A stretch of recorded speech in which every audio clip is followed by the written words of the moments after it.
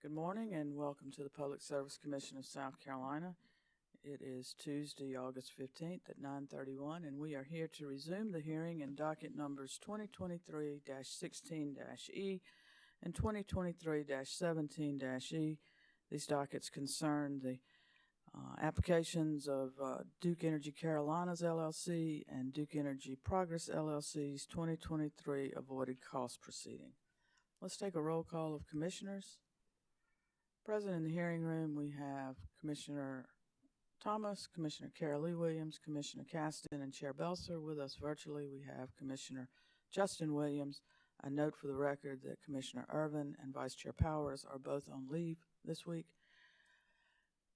We have with us parties represented by Duke, attorneys for Converse, attorney for CCEBA and ORS, and do we have SACE and CCL online?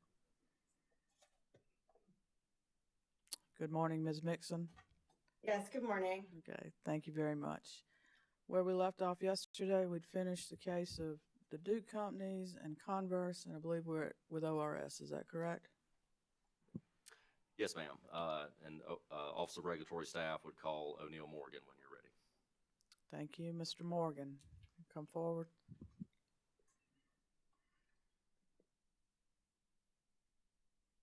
Swear affirm the testimony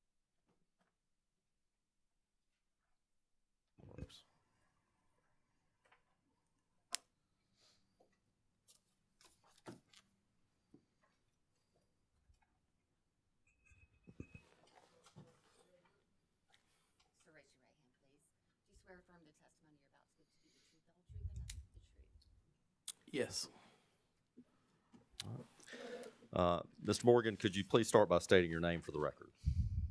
My name is O'Neill Morgan. Okay, and by whom are you employed and in what capacity? I'm employed by Office of Regulatory Staff as a senior engineer. Okay.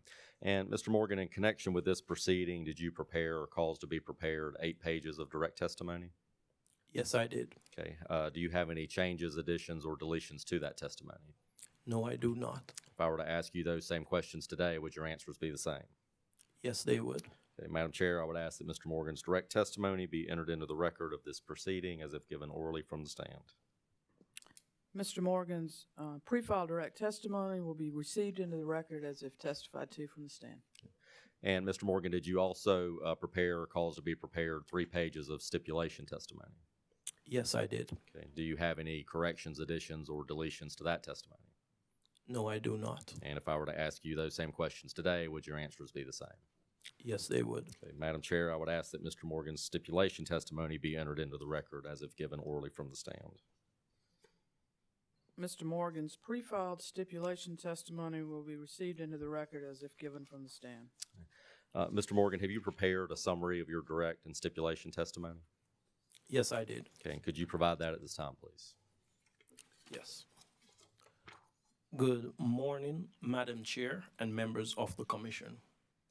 The purpose of my direct testimony is to set forth the results of ORS's examination of Duke Energy Carolinas and Duke Energy Progress joint 2023 avoided cost application for compliance with certain portions of South Carolina Code Annotation 584120. Subsequent to filing my direct testimony, the companies and ORS entered into a stipulation which is offered as a fair, reasonable, and full resolution of the issues in this proceeding. Further, ORS believes that the stipulation is in the public interest of South Carolina and respectfully requests that the Commission approve the stipulation as presented. This concludes the summary of my direct and stipulation testimony. Thank you, Mr. Morgan. Madam Chair, Mr. Morgan is available for questioning from the other parties and the commissioners. Thank you, Mr. Mustian. Converse Energy? Well, I tend to go to them, the applicant last, even on the...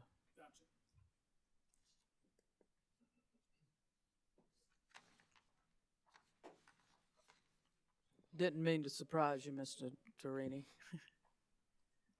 I didn't mean to surprise you. Sorry about that.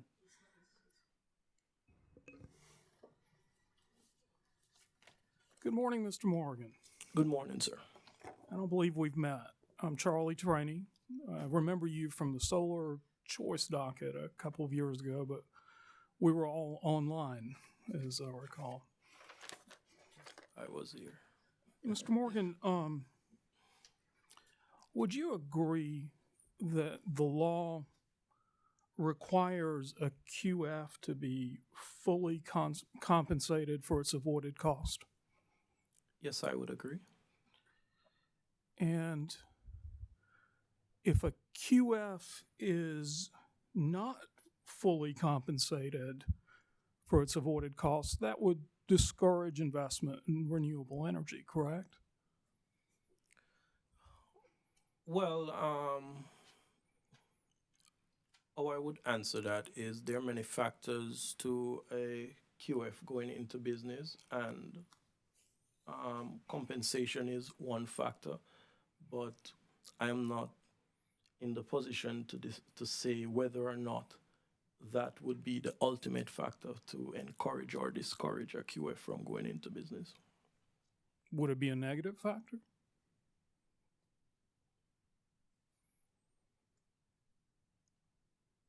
Again, I'm not sure of the factors that are in play in making that decision.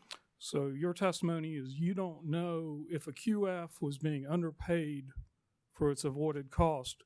You don't know whether that would be a discouraging factor towards it going into business?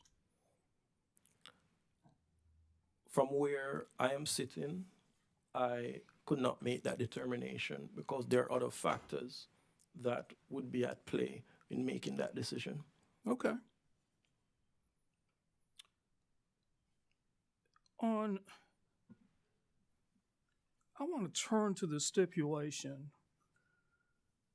Do you have your testimony in front of you?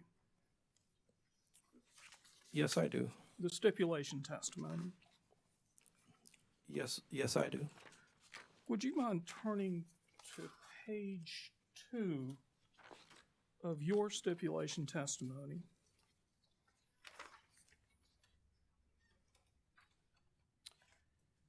And at lines 3 through 6, you said the stipulation represents a compromise of all the positions put forth by the stipulating parties. And for purposes of the stipulation and in recognition of the mutual compromises contained in the stipulation, so forth. So, did I read that accurately? Yes, you did.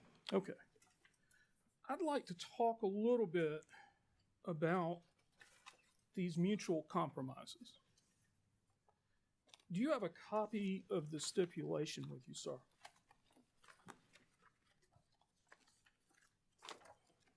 I don't think I do. Do you think your lawyer could hand you one? Because I don't have but one. Thank you.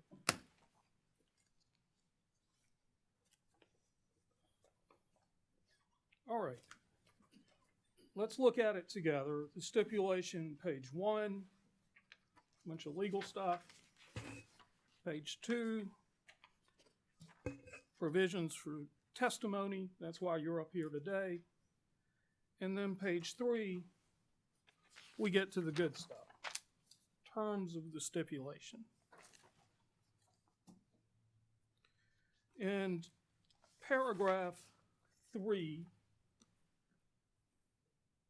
of the stipulation tells us that it's a resolution, mutual compromises, the language we just talked about, correct? Yes. So I want to talk about these compromises. Turn to page 4 with me, sir.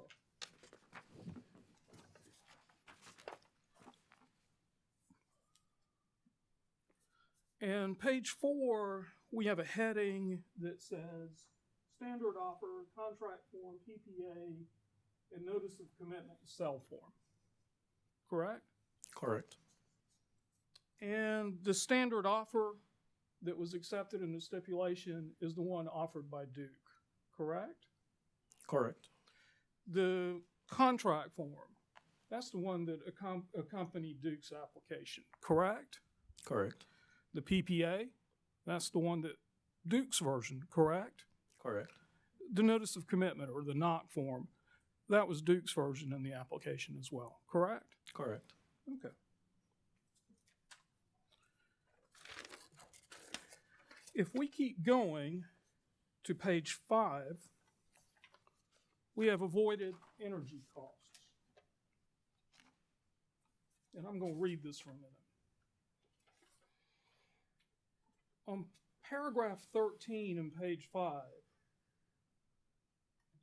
the stipulation says, ORS asserts that companies should utilize the marginal energy price values as the basis for their avoided energy costs currently employed in its proposed methodology and adopt the adjusted energy pricing periods for DEP as provided in the direct testimony of ORS witness Ming. Did I read that right? Yes, sir. Is it ORS's position that Mr. Ming was correct in his recommendations? That seems to be what the stipulation says, right? Yes, that is correct. Okay. But for purposes of the stipulation, the ORS and Duke agreed to use Duke's avoided energy costs. Am I right about that?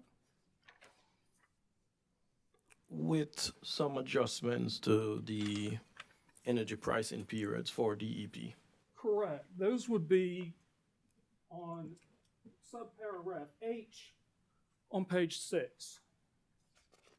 So that B, I'm sorry. My eyesight's bad, but Mr. Munchin's going to help me out. So that's paragraph B, and what we did, or what y'all did, was you took the DEP on-peak pricing period and you extended it from... Mr. Torini, I'm sorry, but I need you to talk into the mic so that people online can hear. That's so inconvenient. I understand, but thank you. Okay. So you took it from 8 to 9 p.m. and extended it from 8 to 11, correct? That's correct. So that's one in ORS's column, right? They accepted your recommendation. Yes. Okay. You got to win. Well, we're not going for a win or a loss in this case. You're not? No. You didn't intend for your recommendations to be adopted in this Yes, docket? but we wouldn't categorize it as a win. Yeah, we win. I see. We won. No. Yeah, that's becoming apparent. Avoided capacity costs on page 6 of the stipulation. And paragraph 6A says, ORS asserts that the company should align the fixed operations and maintenance and O&M costs assumed in the company's methodology with the same source from which the company's combustion turbine capital costs were derived. Did I get that right? Yes, sir. And ORS recommends that DEC assign a non-zero value for capacity in the years 2024 through 2032, preceding the first identifiable resource deferral outlined in DEC's integrated resource plan. Correct? That is correct. And finally, ORS recommends that the companies reduce the value of capacity in the years following the first identifiable resource deferral to reflect the net cost of capacity instead of the gross cost of capacity. Correct? That is correct. Were any of those recommendations adopted in the stipulation?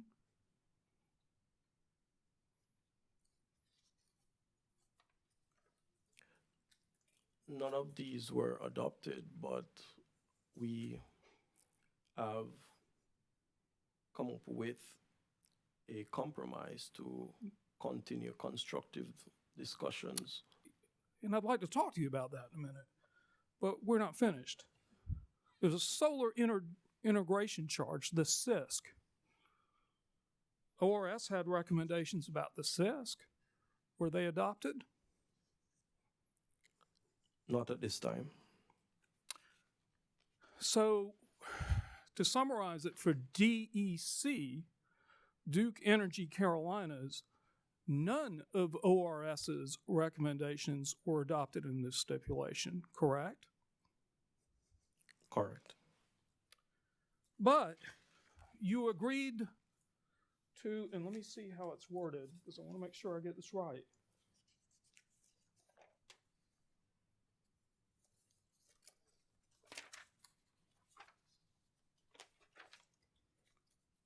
You agreed to engage in good faith discussions going forward.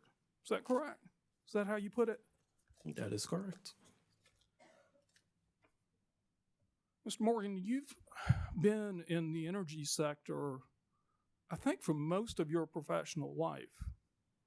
That is correct. And would you agree with me that Duke Energy is a reputable utility? Yes.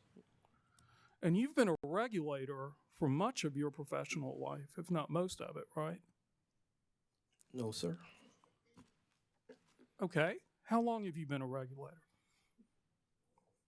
Coming up on my fourth year. Fourth year. Okay. Have you been exposed to Duke Energy in those 4 years? Yes, I have. Have you found it to be a reputable company? Yes, sir. Would you expect a reputable utility to engage in good faith discussions with the ORS in its regular course of business? Yes, sir. So you would agree with me that a commitment to engage in good faith discussions is really something the utility should do anyway with the Office of Regulatory Staff, isn't it? I would agree with that. Thank you, Mr. Moore.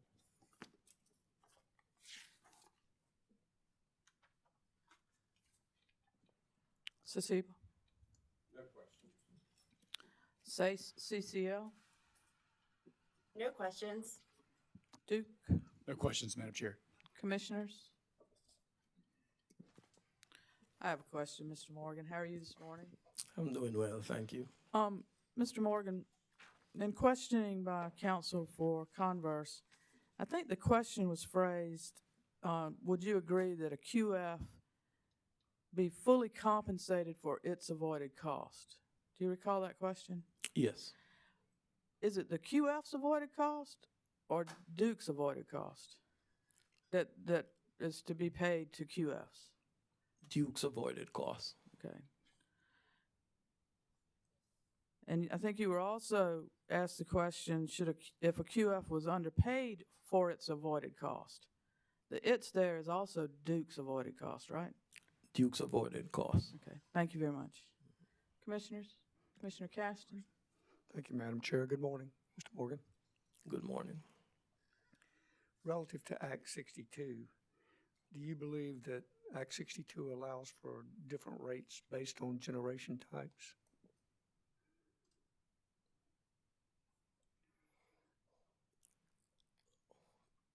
Well, I'm not a lawyer, but from my understanding, it is not, it would not prevent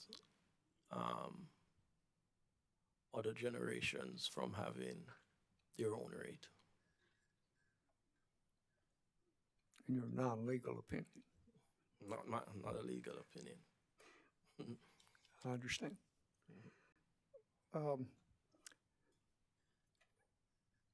And you were here yesterday, I believe, and heard the discussions and questions. Yes, I was. Do you believe a performance adjustment factor is above the voided cost?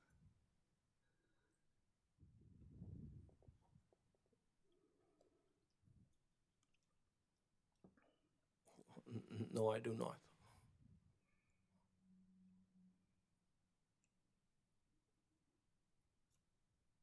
Any elaboration or?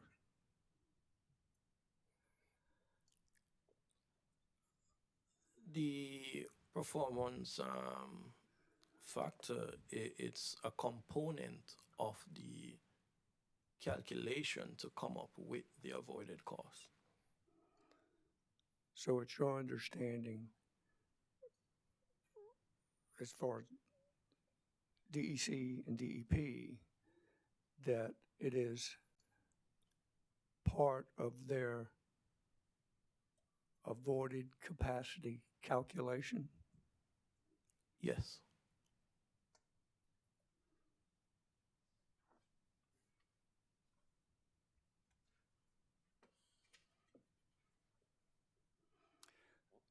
I don't have it here in front of me. I guess I could find it, but in yesterday's questions with witness Snyder, where I actually read a section from his direct testimony.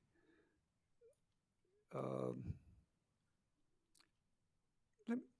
one second. Let me find that. I don't want to miss it. Okay.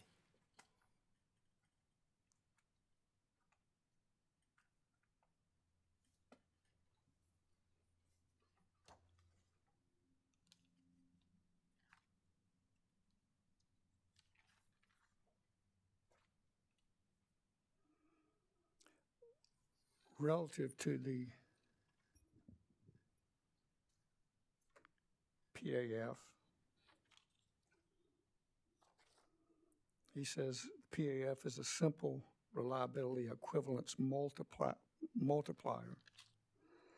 that is included in the avoided capacity rates paid by the company's customers to QFs.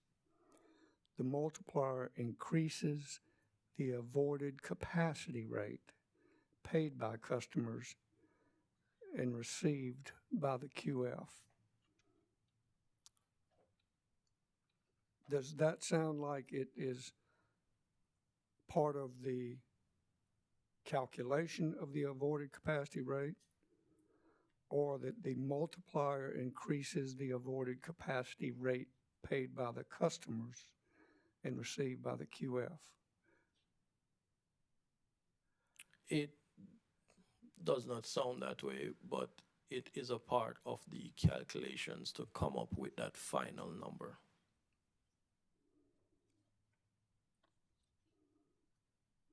Okay. So is that sentence, and I know you're not Mr. Snyder, but where it says the multiplier increases the avoided capacity rate paid by customers and received by the QF, do you find that confusing, or does that clear up what you're saying? It's not confusing to me. It's a part of the calculation to come up with that final proposed value. Good enough, Mr. Morgan. Thank you. And it's not confusing to you because you're pretty smart, and I appreciate it. Thank you. Okay. Thank you, Commissioner Caston. Commissioners, further questions for Mr. Morgan? Commissioner Carolee Williams? Thank you, Chair Belser. Good morning. Good morning. I think I will start with the stipulation, and I would like to hear more about the good faith effort between Duke and ORS with regard to the items where you all had different perspectives but agreed that there might, I think yesterday Duke's witnesses testified that maybe you all were closer than it seemed. My question is just tell me more about that good faith effort. Does it start tomorrow? Is there a timeline where you all will communicate? Does it involve stakeholders? You heard a similar question like that yesterday. Well, the mechanism of how that will take place has not yet been decided. And again, we could not start that discussion without a ruling from the commission whether or not you will accept the proposed stipulation. So once we have a ruling, then I know efforts will be underway to continue these discussions before the next proceeding of the avoided cost.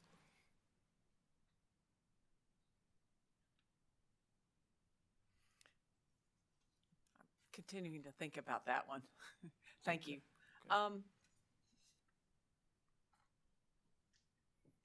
Would you talk more about your testimony that this stipulation is in the public interest?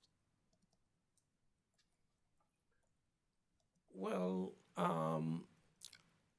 as was said yesterday, we believe that we are pretty close in terms of the final values that we have proposed, and we believe that in accepting or making a compromise, it would not be of a negative effect on South Carolina ratepayers, and this stipulation gives us that commitment from the company to continue these discussions in an effort to come to a middle ground or a consensus on the methodology and data that should be involved to arrive at a more accurate avoided cost value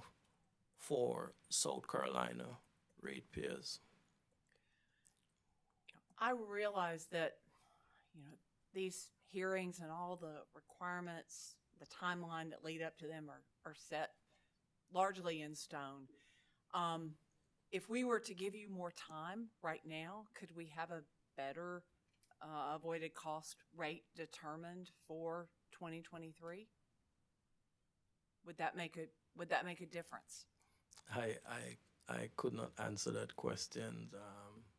Scheduling and timeline, I am not privy to of all the parties. But the reason I ask it is we've heard testimony that you were really close. You thought you weren't that far apart. But I also heard you say this has to do with the data. So is part of the question that you don't have the agreed upon data to come to a decision in 2023, and that's going to take more time?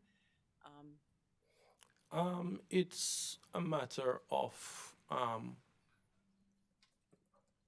different opinions from the parties what data should be used. And is all of that data available now?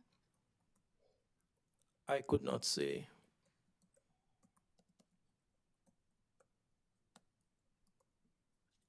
Thank you.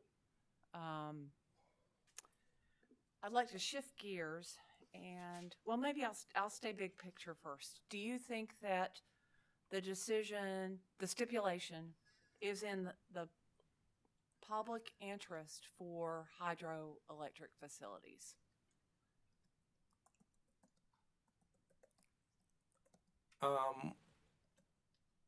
Our position is that it is in the best interests of the public.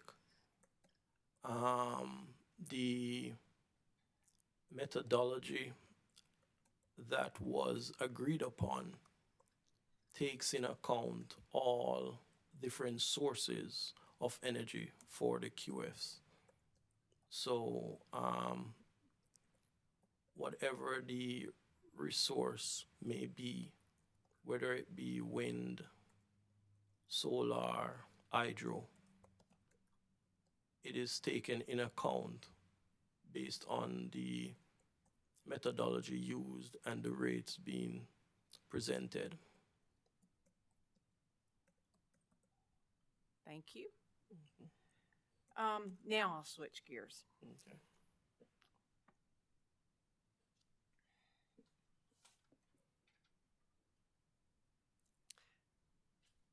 Did ORS communicate with Mr. Lamb about his interest in data, his concerns with not getting the data requested from Duke? I believe Mr. Lamb has been in communication with ORS, and he was provided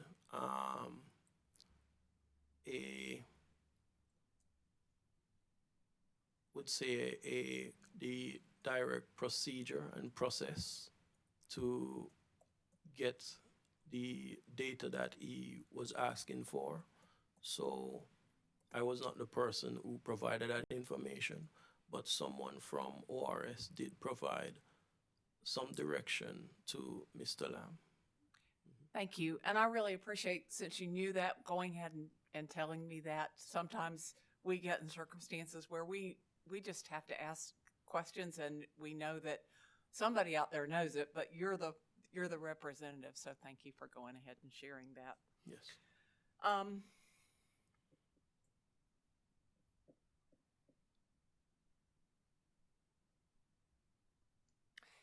Given the contract that Converse had, do you have any testimony regarding whether they were overpaid, thinking about the avoided cost? Well, I'm sorry, that was not a part of my review, so Okay. no position in that.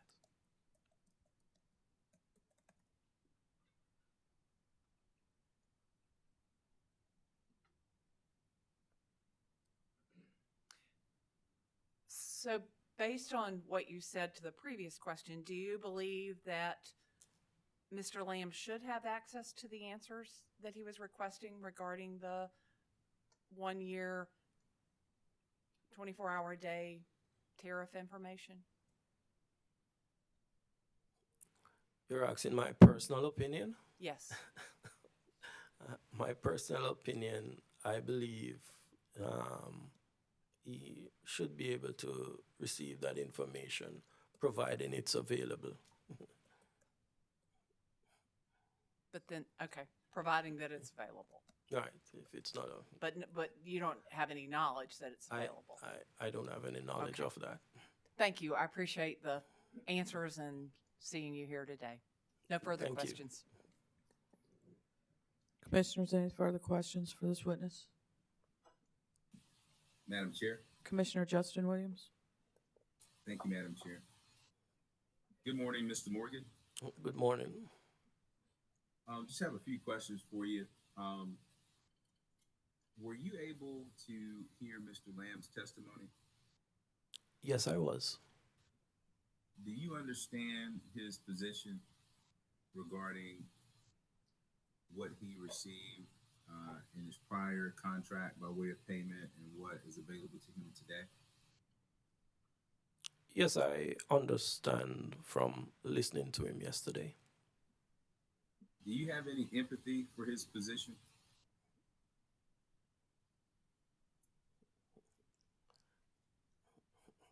Well, personally, I understand, based on his discussion, the position he's in, and I empathize with him in that regard.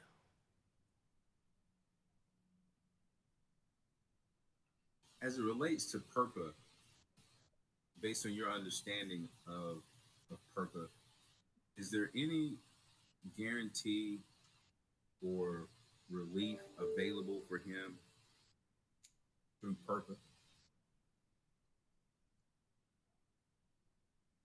Not to my understanding.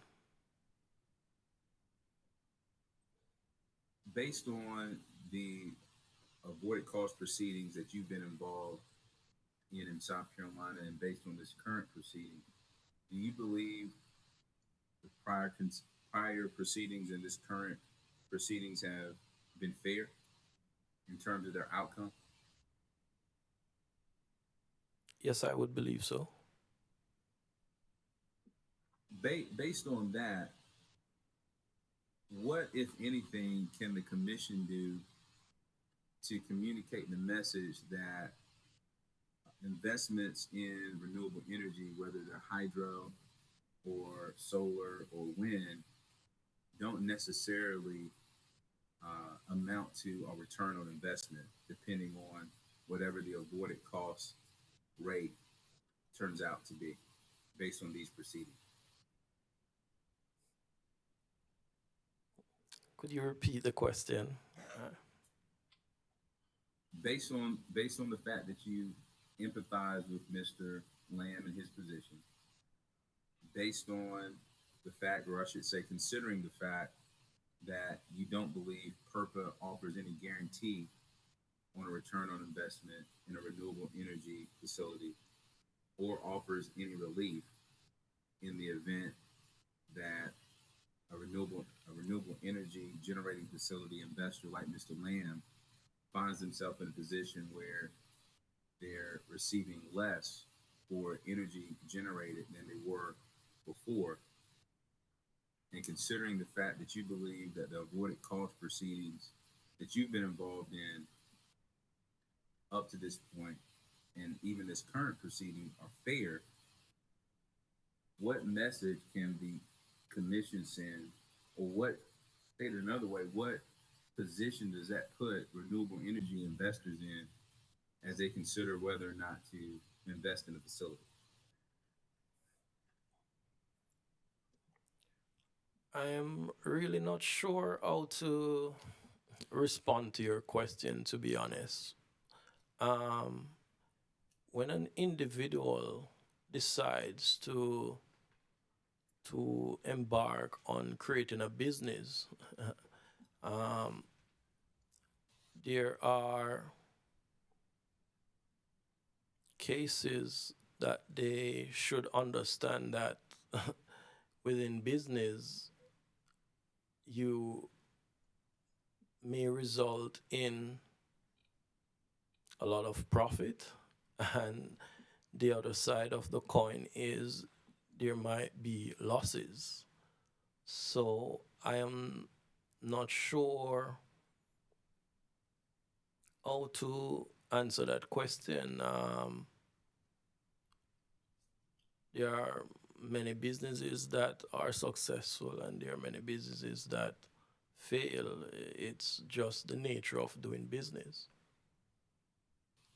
I understand, sir, and I agree with you on that. What confuses me though is, it seems, I know we're dealing with Converse today, but there was a case that I remember. There may have been more than one, but it's one that I remember outside of Converse, where it seemed to be concern about the avoided cost rate being offered. One argument was that the methodology was off, but also another argument is that the avoided cost rate or terms were just not fair. And I'm not sure what to do with that argument, considering my understanding of PERPA, and I think my understanding is similar to yours, and considering that I believe that our avoided cost procedures up to this point and even here have been fair. I'm just trying to figure out how, or if there's any relief the commission can offer to current investors in renewable energy generating facilities. I'm just looking for some help working through that problem. I'm sorry. I don't think I can offer any help in that case. Understood. So going further down this road, you would agree with me that a renewable energy facility does not have, by way of earning a return on their investment, they do not have the same protections and guarantees offered to a utility like the Duke companies.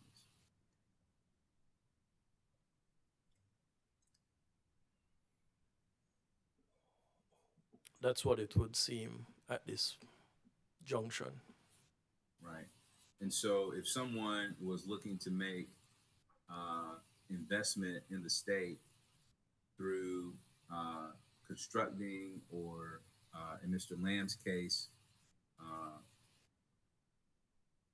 retrofitting or refurbishing a hydro plant, one of the things that needs to be, I guess, very apparent and clear is that there's large risk involved in such investment. Is that fair to say that it's a high risk investment? Yes, it is. With that understanding today that it's a high risk investment, does that conflict with the purpose of PURPA?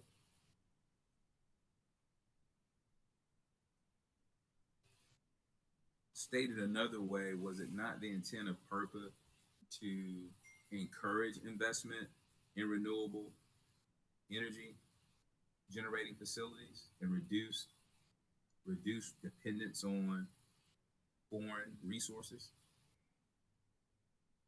Yes, PURPA,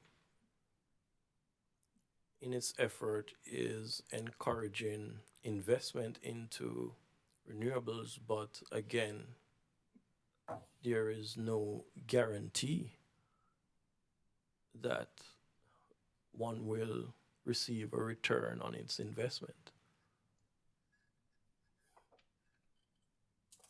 So essentially, we're in a position, possibly, maybe we're in the position where someone like Mr. Lamb, who's invested resources for over 30 years in an effort to further the intent of PURPA, may have to shut his doors because the business is no longer economically viable.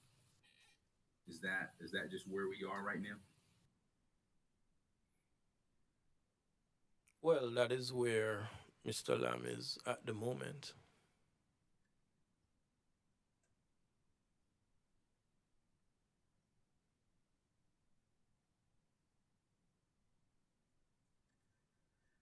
Do you think it's possible, considering the 900 contracts, QF contracts that I believe Mr. Johnson testified the Duke companies were a party to, do you think it's possible that there are more Mr. Lambs out there, but due to their contract length, they haven't been faced with the decision he's faced with today or currently?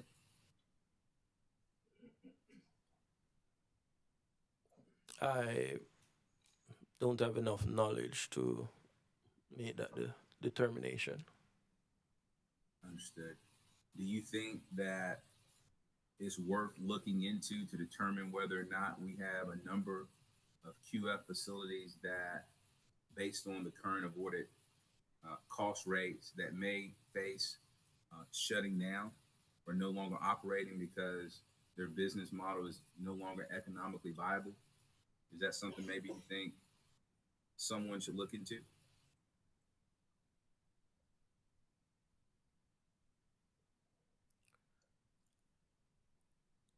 Well, I believe if the commission believes that's something that they should look into, we have, as ORS does not have a position on that.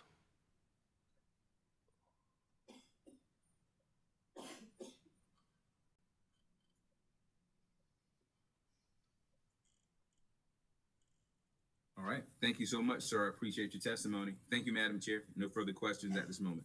Thank you. Thank you, Commissioner. Commissioners, any further questions for the witness? Hearing none. Mr. Mustian, any redirect? No redirect. Mr. Morgan, thank you for your testimony this morning, Thank you. and I appreciate you being here, and you may stand down. Yes, thank you. Mr. Mustian or Ms. Rainey?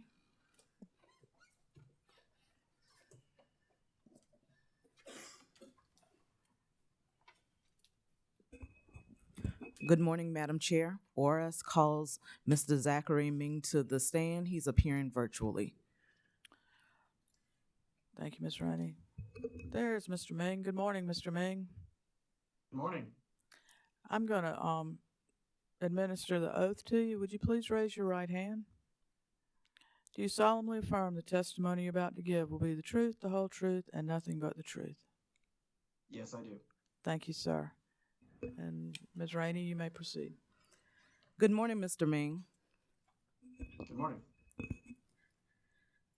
Please state your full name for the record. Zachary Ming. By whom are you employed and in what capacity? I am employed by Energy and Environmental Economics, otherwise known as E3, and I am a director.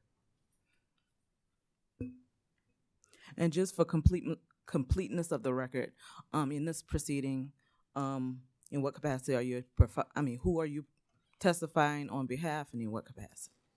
Yes, and E3 and myself was retained by ORS as a witness in this proceeding to provide expert advice and testimony regarding avoided costs and appropriate methodologies.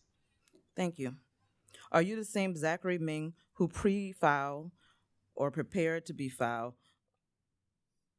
40 pages of direct testimony in this docket on June 16, 2023? Yes, I am. Do you have any corrections or edits to your pre-filed direct testimony? I do not. If I were to ask you the same questions as those posed in your pre-filed direct testimony, would any of your answers change? No, they would not. Madam Chair, ORS asks that Mr. Ming's 40 pages of pre-filed direct testimony be entered into the record as if given orally from the stand.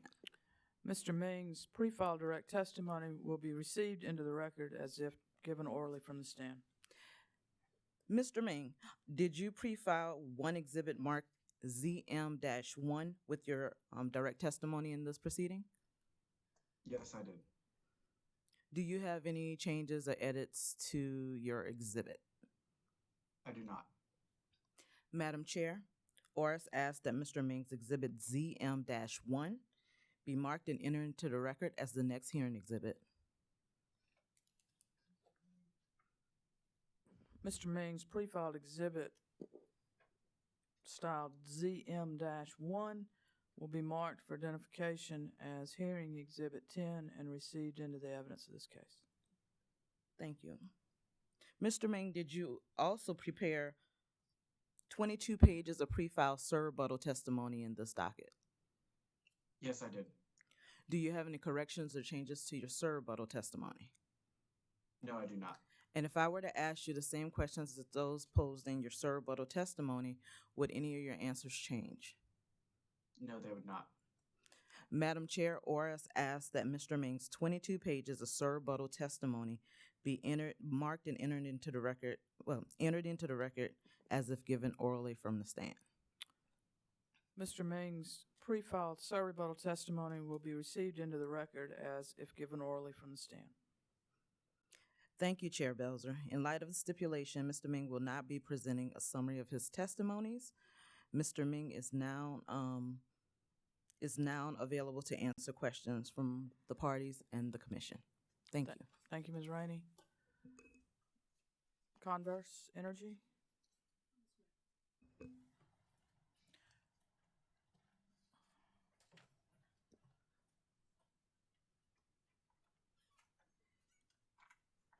Mr. Torini, would you prefer a lavalier microphone? So much. I'm sorry. Can we bring a lavalier microphone from the back, please, for him? Please don't ever hesitate to request that. Honestly, I didn't think about it. Y'all know me, I'm fidgety.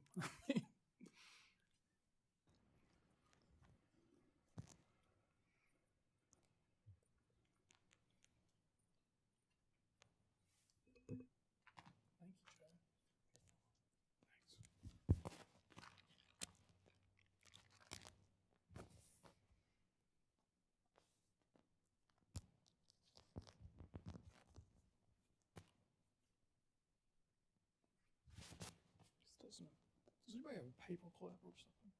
Like a binder? This doesn't have a clip. I can just clip it on. Thank you.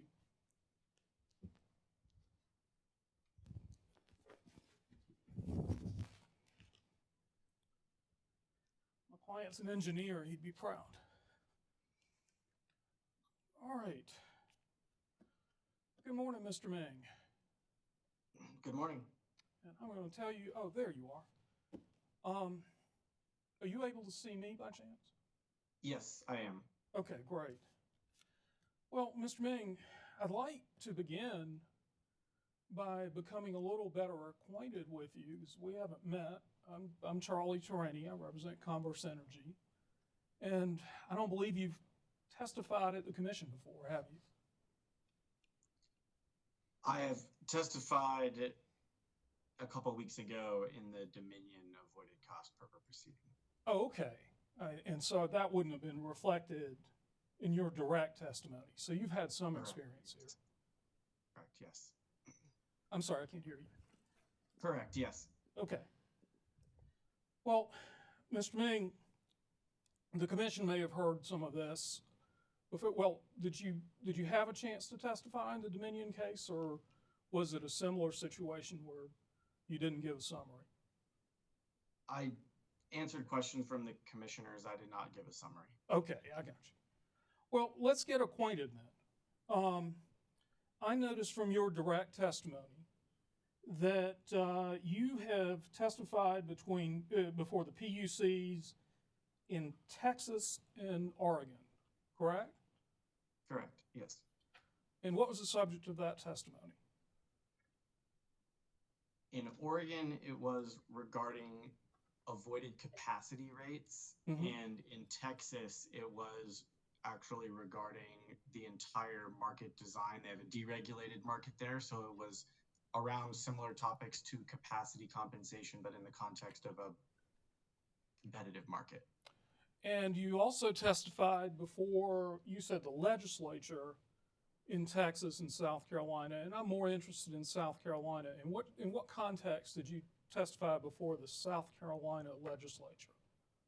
Yes, this was when the state was considering a competitive sale of Santee Cooper, and we were retained by the Department of Administration for the state of South Carolina to be expert consultants, and we provided recommendations on bids that the state received for the potential sale of Santee Cooper, which ultimately did not go through.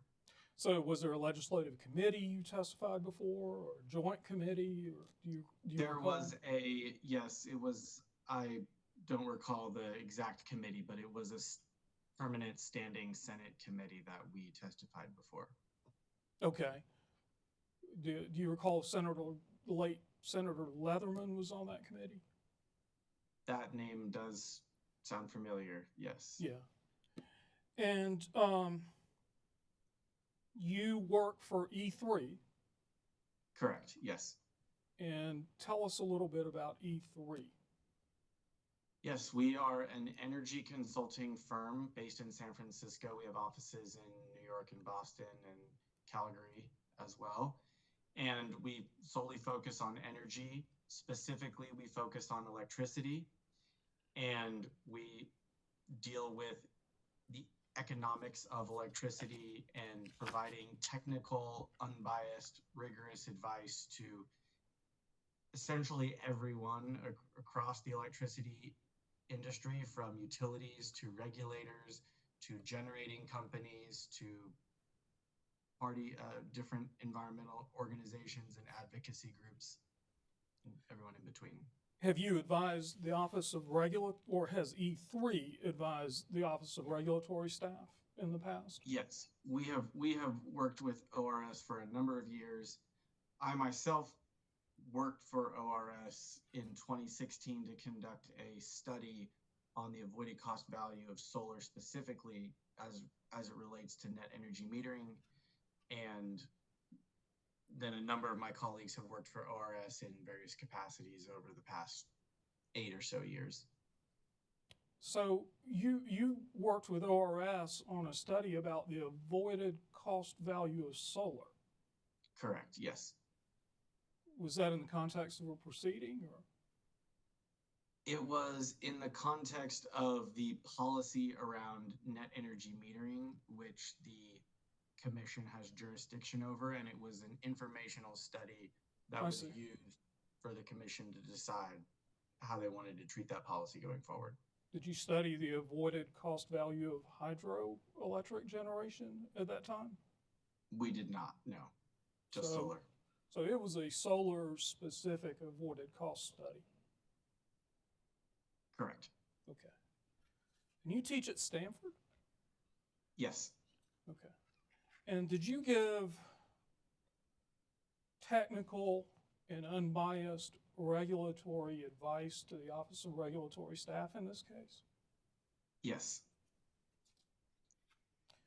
Now, I'd like to talk about your recommendations just a little bit.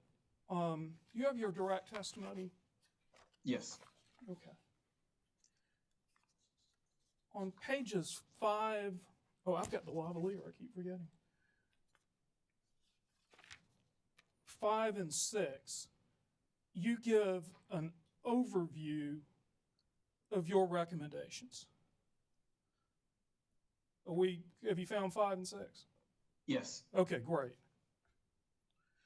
And tell me if I'm right that if we turn to page 6, paragraph 2, you made some recommendations as to, well, I'm skipping ahead, I'm sorry. You made recommendations as to avoided costs, and I believe, and you tell me if I'm wrong, your recommendation was that the company should use marginal energy costs for calculating avoided energy costs. Did I state that correctly? That is correct, yes. Okay. And you also had some differences with Duke in the way they calculated avoided capacity costs, correct? That is correct, yes. I'd like to talk to you first about the avoided cost recommendations, because I want to make sure I understand your testimony correctly, and the commission does as well. As I understand it, you had no issue with the proposed as available rates. Is that right? Correct. And you didn't disagree conceptually with using the peaker method to calculate avoided costs, correct? Correct. I believe the peaker method is one of several appropriate methods to calculate avoided costs. Okay. And I believe, I may be wrong, but was the peaker method mentioned in that FERC Order 872 that was discussed yesterday by witness Snyder? Do you know? I would have to check. I do not believe that method is mentioned in that order. Okay, I may be wrong. It just occurred to me as we were talking.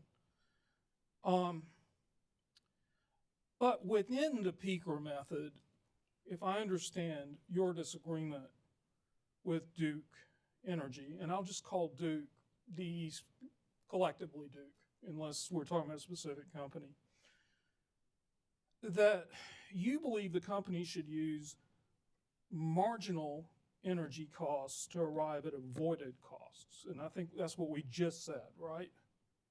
Correct, yes.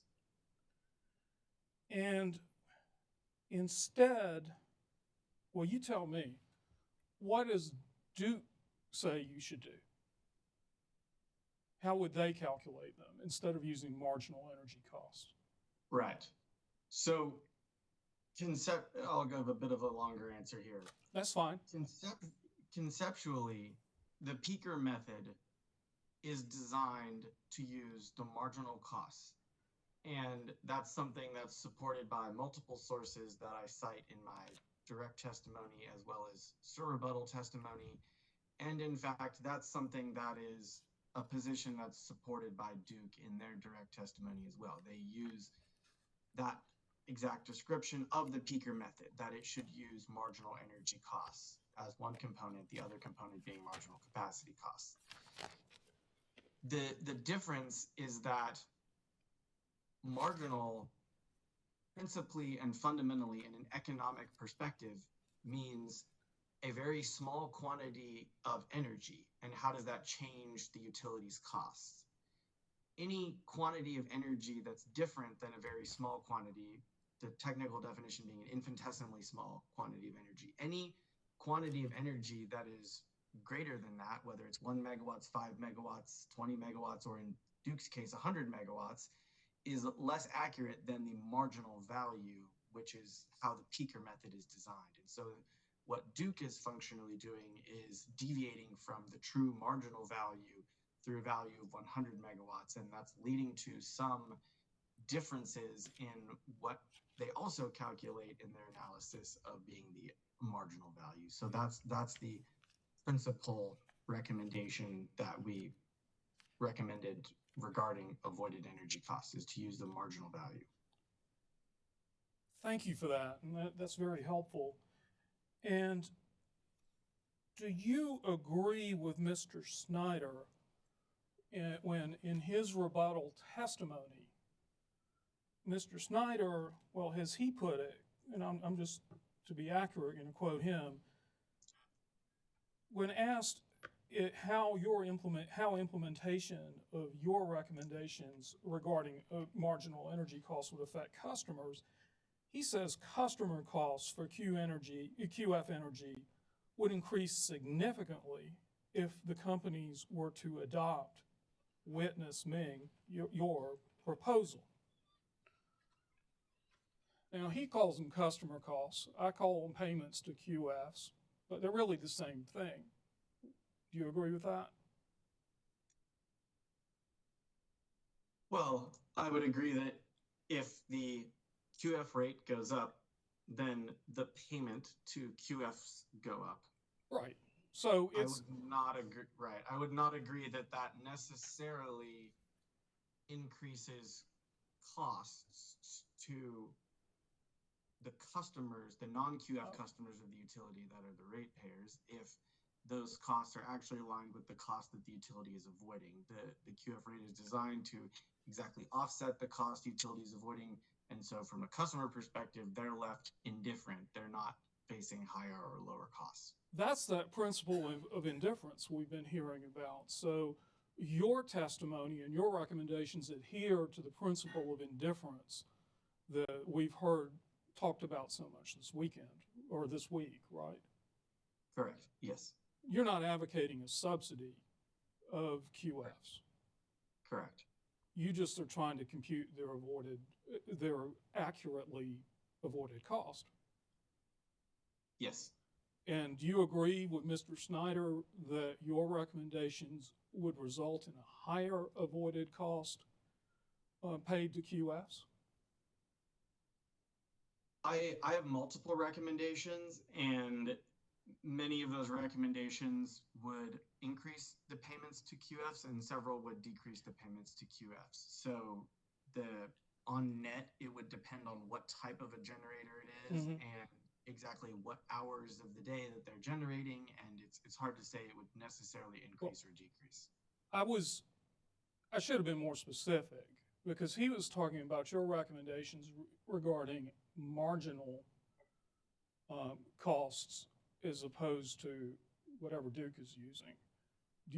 Would your recommendations as to using marginal energy costs result in higher payments to QFs, as Mr. Snyder says? Based on the information that Duke provided that we have received, their marginal costs of energy are higher than the 100 megawatt non-marginal avoided cost that they have calculated. And so, yes, using marginal energy costs would increase the estimate of avoided cost and therefore increase the payments to QFs. Let's talk about your capacity cost recommendations, because I think those are interesting as well. You adopt or you recommend using a different index of O&M costs when calculating capacity costs. Could you tell us a little bit more about that, please? Yes. So Duke Duke uses, for the purposes of calculating avoided capacity costs, there are two primary components that go into that. One is the capital cost of the turbine itself, and the other is the cost of maintaining that turbine over time through things like maintenance, staffing, etc. Duke uses a source for the cost of building a turbine from the EIA, and in their initial filing, they used a source for maintaining the ongoing cost of maintaining and staffing turbines, a confidential value that was consistent with their IRP planning process. We recommended that those two sources be aligned and come from the same source, and so we recommended that they use the EIA source for both of those. And Duke's witness Snyder, well, let me back up.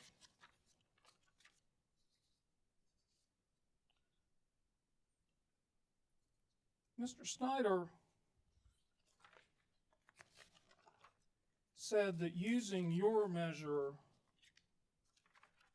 of O&M costs would result in a higher capacity charge or payment to QFs. Do you agree with him? So through the settlement, the values for that particular issue has largely been aligned through adjusting for economies of scale. And so now the difference between, essentially based on feedback and working together with the company, the difference between ORS and my initial position and the company's position is de minimis. So it's very essentially negligible. I'm sorry, I didn't see anything in the settlement that said that we were departing from Duke's method of calculating avoided capacity. I thought we, in the stipulation, accepted the methods they proposed in their application. Correct, but the use of the EIA, recommendation that we made in our initial testimony, once that value is adjusted for economies of scale, similar to how the companies adjust for economies of scale in developing their capital cost of building the plants, then the difference between what we recommended and the value that the companies are using is essentially de minimis. So you adopted the company's economies of scale adjustment where they're building I believe it's four combined turbines at a time instead of one, as you proposed in your initial testimony, correct? Correct, yes. So you took their method of doing things, basically. Correct. And you say, well, you had other capacity recommendations as well, so let's not ignore those, but we'll come to the overall impact. You also recommended a non-zero value for capacity in the years before the first identifiable resource deferral. And in DEC's case, this would mean updating capacity costs for 2024 through 2031. I think you said it was a small charge, but still it should be done. Correct, yes. You also recommended, and this is on the other side of the ledger, a reduction in the value of capacity in the years after the first resource deferral to reflect what you call the net cost of capacity, correct? Correct. And on pages 26 and 27 of your direct testimony, Mr. May, you said that the results of these adjustments would be a 26% increase in the 10-year capacity costs paid to DEC's QFs. Was that your testimony? Oh, I believe it's 27, I'm sorry. Could you provide a line and page citation? Certainly. start at 25, line 23, that's the last line on the page, where you said, oh no, I'm in Snyder. Your graph, excuse me, because I think you all agree on this.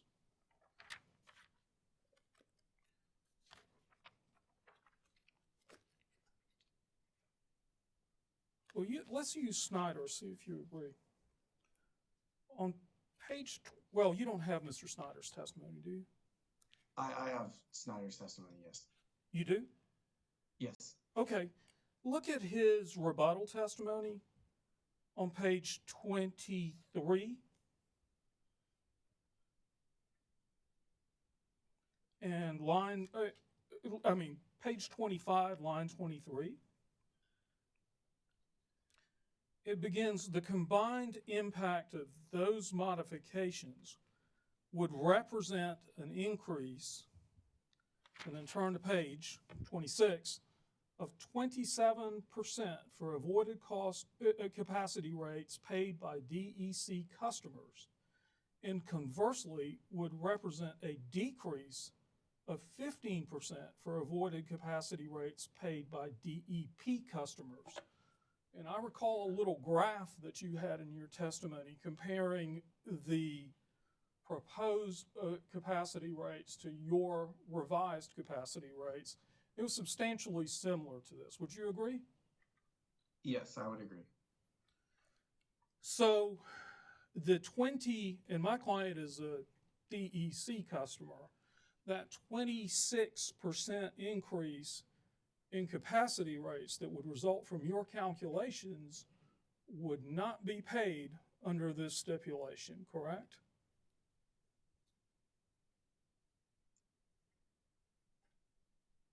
That is correct, yes.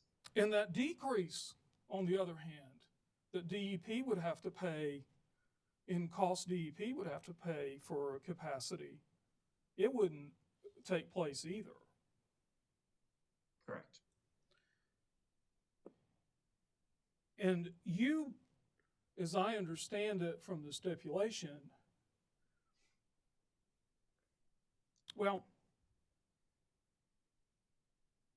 the stipulation says that y'all will continue to have good faith discussions about these avoided capacity costs and marginal costs, the avoided cost rates in general. Is that your understanding of the stipulation? Yes.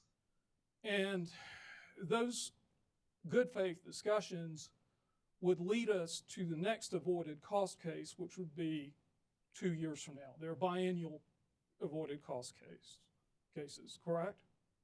Correct. And you're familiar with regulatory commissions and how they work. Let's assume that these good faith discussions result in Duke and ORS agreeing that your recommendations as to avoided costs and avoided capacities were adopted. Let's just make that assumption for purposes of discussion. And that we find ourselves in 2025 before this commission, and we're presenting these new rates with these increases. Would my client, Converse Energy, be paid for the years 23 and 24 preceding those recommendations that are now adopted in 25? Or would the rates be implemented prospectively? Madam Chair, I object to that question. That's speculation. We don't know what this commission will order in this matter or what the contract will say. Madam Chair, he's basically an expert witness. He's been retained to provide them with technical, unbiased regulatory advice. And I think he's perfectly qualified to answer this question, and it's a reasonable question. If he can answer. Overrule. Would avoided cost rates in the next docket be implemented prospectively or retroactively? So the first thing I would say is that for QFs that are selling into the as available rate, those QFs are not eligible for capacity payments. And so to the extent that capacity is higher or lower, that would not affect those QFs. Mhm. The second is that the way that the company is calculating marginal costs for the as available rate is aligned with the principle of marginal cost. And so it would not be appropriate to adjust that in any way. And the third thing I would say is that it is possible for the commission to order true ups, essentially retroactive true ups based on any adjustments that they wish. And so it is possible that they could order that, and that would be under their purview. Okay, so there's a lot in that answer. Probably a little bit more than what I asked you, but it's something to work with here. You believe, first of all, that if in 2025 the commission came to the conclusion that they got it wrong, or that they should have been paying more all along, they could order Duke to pay Mr. Lamb costs that he didn't receive for the past couple of years. That's what I heard you say, I think. It's a true No, I didn't say the word wrong. I think that the commission is tasked with making decisions that are in the public interest, and there are many factors that go into that. One of those factors is trying to get avoided costs that are as accurate as possible. Other factors include avoided cost structures that are understandable by the public, that are implementable, and that are transparent.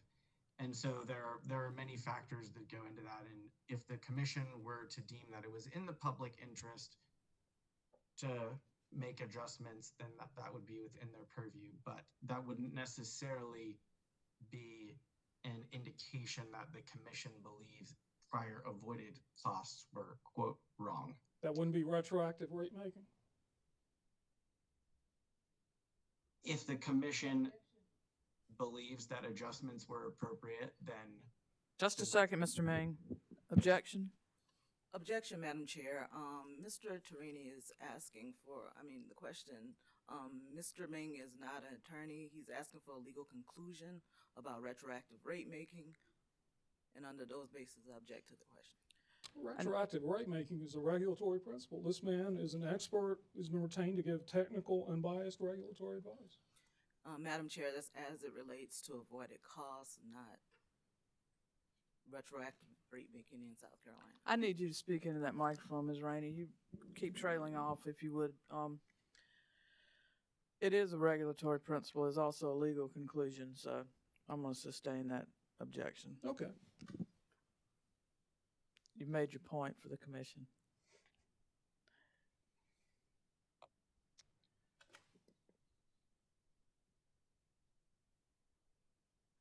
Mr. Ming,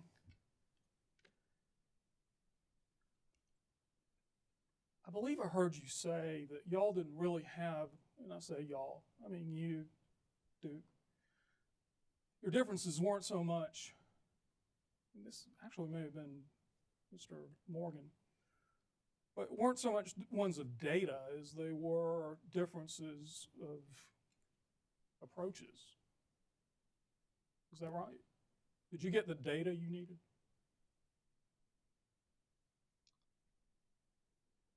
We do have the data that myself use to create avoided cost rates that are consistent with our recommendations, for example, using marginal costs. And there were a few places where we did make recommendations. Mm-hmm. There were a few places where we did make assumptions, mm-hmm. and where additional data would need to be prepared. For example, in making assumptions about how much the additional capacity would reduce dispatch costs on the system. That's essentially adjusting from the gross cost of capacity to the net cost of capacity. We didn't actually have data for that, so we had to make an assumption. And so to fully implement all of our recommendations using Duke's data, that would require the preparation of additional data. But that But additional, there was- I'm sorry, I didn't mean to interrupt you. Yes, but I was just saying Go that ahead. there was a significant amount of data that was provided to us. That was. I want to make sure I hear Correct. you. Was? Yes. Okay. Was, yes. That additional capacity assumption you made, I think even you said, would result in a minimal charge for DEC customers. That, what I was, the de minimis difference there was on the fixed operation and maintenance expense. What I'm referring to now is on the gross versus net, which is a separate issue that is data that would need to be collected or prepared. Yes. My point is, you're aware that the commission's retained London Economics to review this docket? I am aware, yes. Okay. And a decision, London Economics, I think, is going to issue a report in October of this year. Is that your understanding? I'm not aware of the timing. Okay, but at least this fall sometime.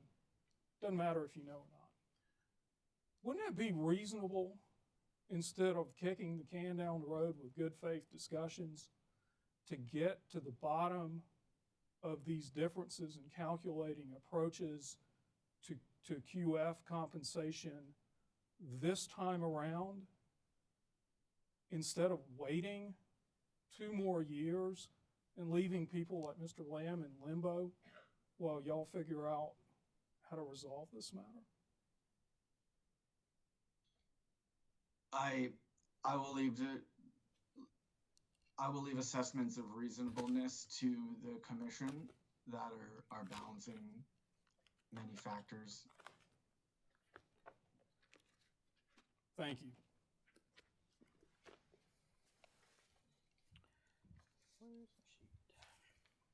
Thank you, Mr. Torini.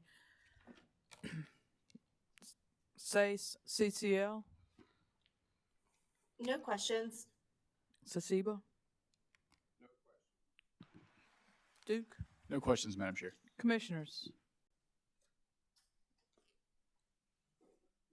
Commissioner Caston? Quickly, thank you, ma'am. Good morning, Mr. Meany. Good morning. Just 2 or 3 questions. In your direct testimony on page 4, lines 3 through 10, I guess you discuss an answer to the question, your guiding principles to apply during your review. And I was curious, in the line 9 through 10, where you reference South Carolina Code 584120A, the part where it says shall strive to reduce the risk placed on the using and consuming public. You know, words and phrases can mean different things to folks, and just kind of curious, what does that mean to you?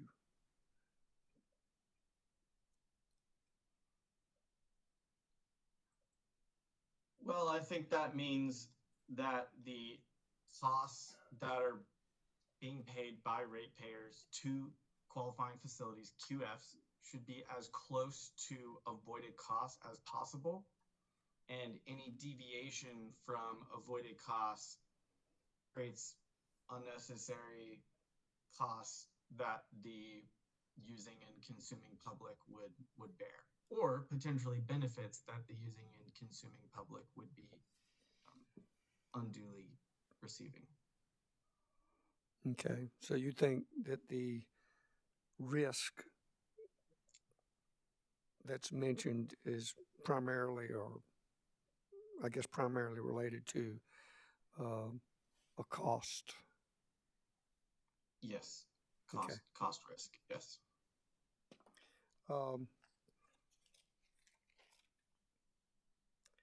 page 13 of your direct testimony, in particular, I think that's lines 7 through 11. And I read it multiple times, and where you start with additional QF energy, the value of QF energy is still high cost generation. Are you saying that DSM costs are the highest cost generation in the merit dispatch order, or can you explain that sentence, those couple of sentences to me? Make sure I understand. Yes. Madam Chair, Yes. just briefly, and I apologize, just for clarification, what page are we on? I'm sorry, page 13 Of his of the direct? direct. Okay. Yes, sir. I'm Thank you. sorry. Apologize for interrupting.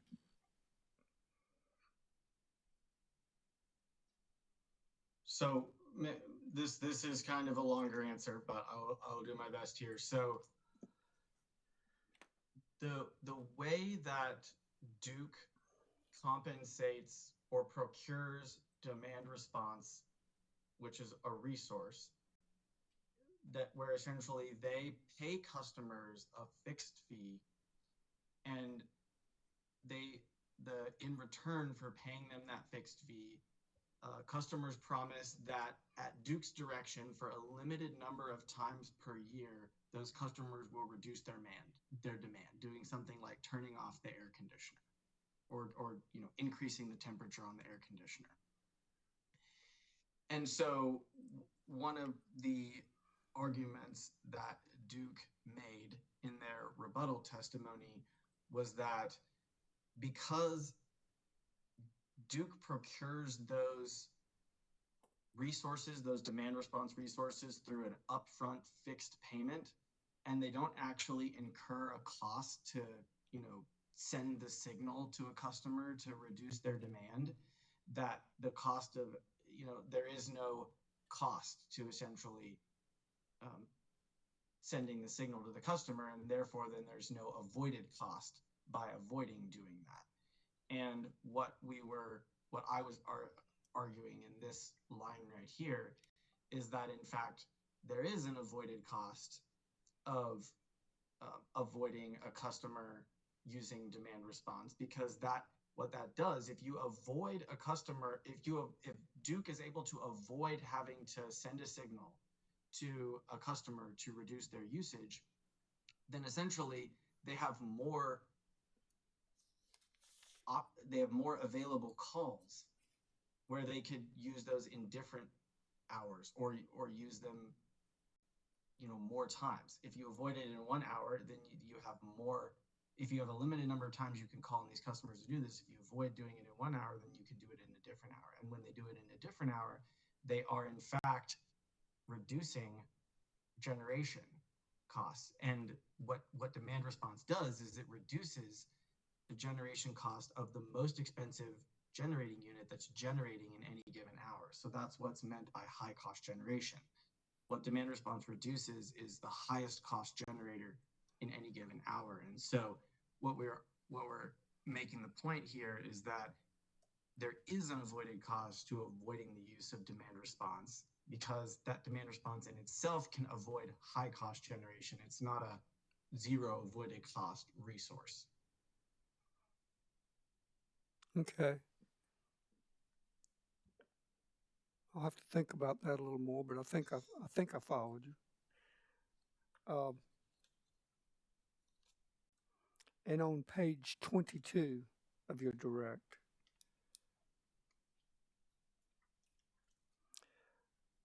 when you talk about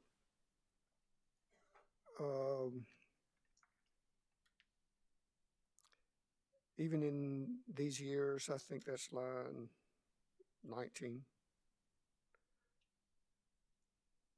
A year's additional capacity provides incremental monetary benefits to the system that impact the company's revenue requirements. What are you saying here that while the company may need additional generation capacity, say in year 2032, according to their IRP, that they should include a value for incremental capacity in years before that is needed? Is that Correct. what I'm understanding that means? That is correct, yes. So,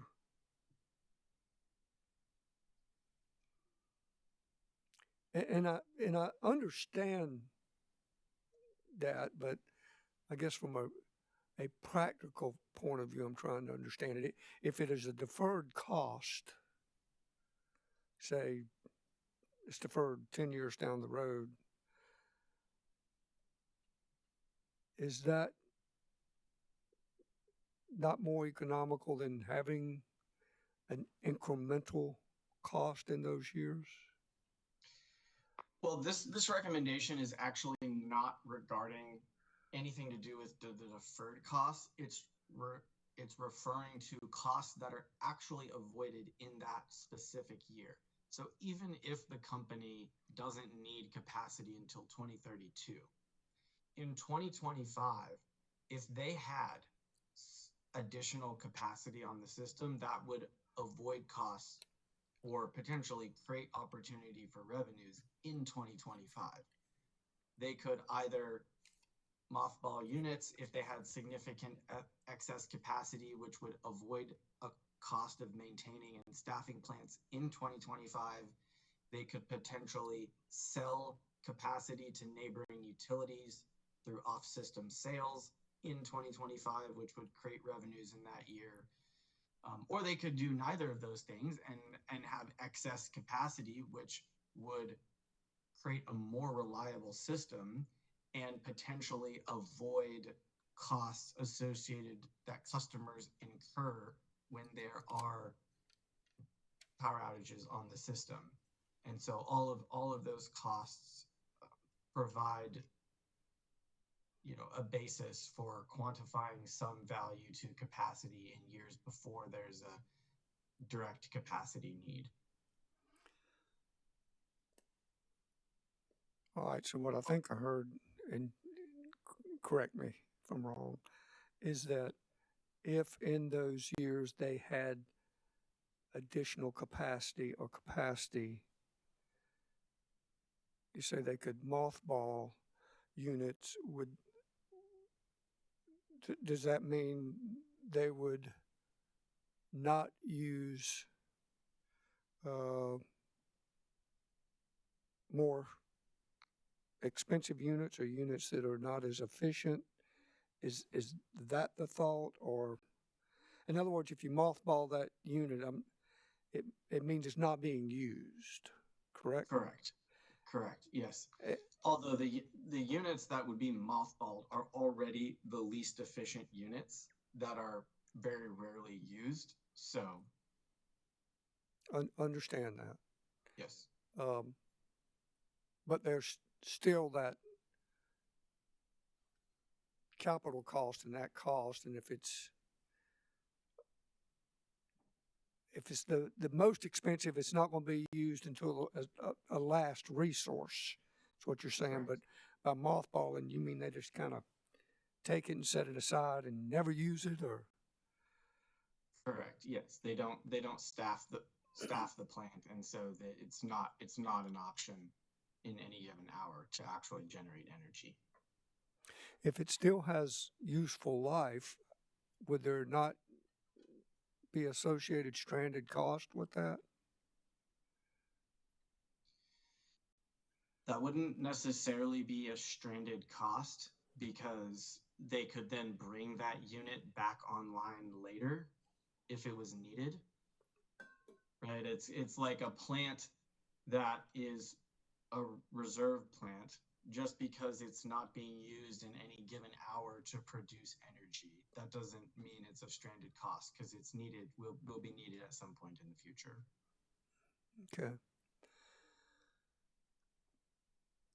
Okay, so from a practical point of view, let's say I've got my plans, I'm looking 15 years down the road, And based on what I see as far as if I'm the utility, the projected demands, and I'm going to need X amount of new capacity by this year, from a practical point of view, I would not build it until it's needed. Would that be correct? I mean, does that make sense? That is correct. Yes. So having some value in those years prior to when I need it, I guess, and I don't know if this is more a theoretical thing or a practical thing. Maybe that's the distinction. But are you saying that even though I might not need it until 2032, I still ought to put some cost in there in the prior years?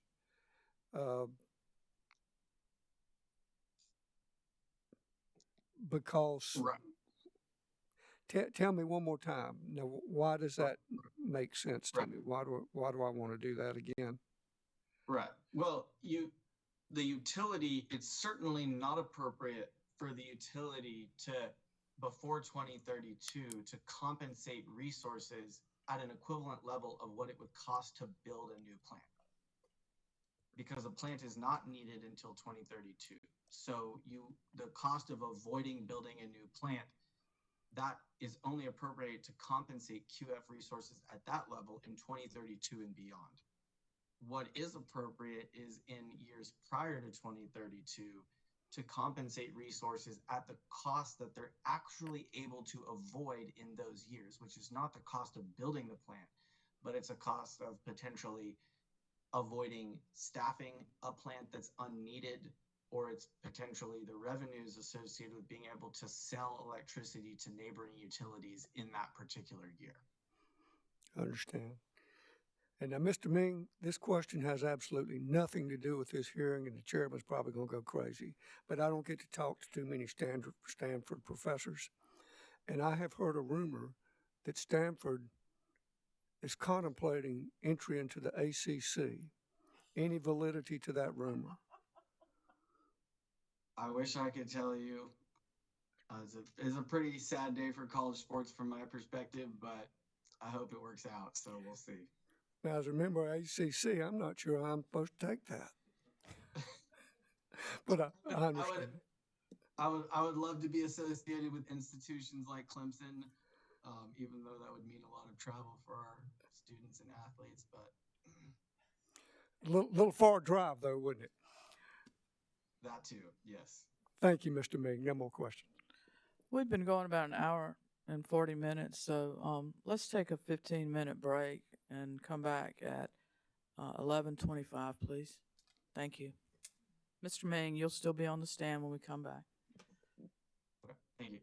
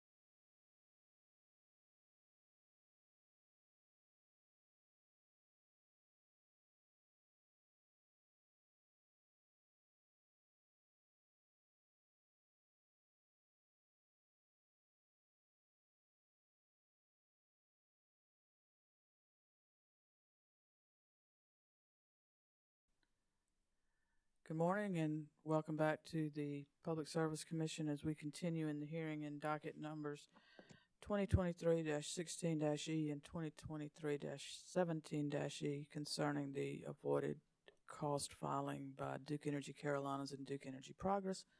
Let's take a roll call of commissioners. In the hearing room, we have Commissioner Thomas, Commissioner Carol Lee Williams, Commissioner Caston, and Chair Belser, and with us virtually we have Commissioner Justin Williams. We are on ORS Witness Ming, who's with us virtually, and we are on Commissioner questions. Commissioners, questions for this witness? Commissioner Caston? Mr. Ming, it's me again. I had a follow-up question, if that's okay. Yes. Has nothing to do with football. But I was thinking about our conversation relative to that avoided cost, or I guess the additional capacity or incremental capacities before the 2032, I think the year that I mentioned. And thinking about that, if we're adding capacity in those years, how is that avoiding capacity? Or are you saying that if you add less costly capacity, you're avoiding higher cost capacity? Does any of that make sense? Yes. Right. Well, just as one simple example, if the utility were to have more QF energy, what they would actually be able to avoid, the avoided cost, would be they would be avoiding the cost of staffing and maintaining plants, because they could mothball those plants, essentially take them offline for a year or two. So that's the cost that by having capacity from QFs, that's the cost they're avoiding. And then therefore that's the appropriate cost to compensate through an avoided cost rate. Now, I will say that the example of mothballing is one of really three different options that the utility could take. Options that are mutually exclusive from each other, right? If they mothball plants, those plants are offline and they can no longer sell capacity to neighboring utilities. But that's a second option. Or they could do neither of those. They could neither sell capacity nor mothball, and then they would have more capacity than is needed to meet their planning reserve margin target, and then they would just have a more reliable system, which would avoid outage costs, customer outage costs that are associated when there are reliability events on the system. Okay, but the O&M costs, are they associated with the avoided capacity or the avoided energy?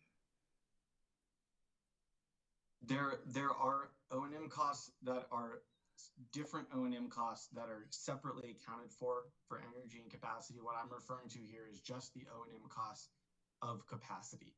It's the cost of, for a peaker plant that the company already owns and is on the system, it's the cost of keeping that plant available and ready to produce when needed. They could avoid those costs if they in fact didn't need the peaker plant because they had capacity from other QF resources. So that would just be their capacity avoided cost.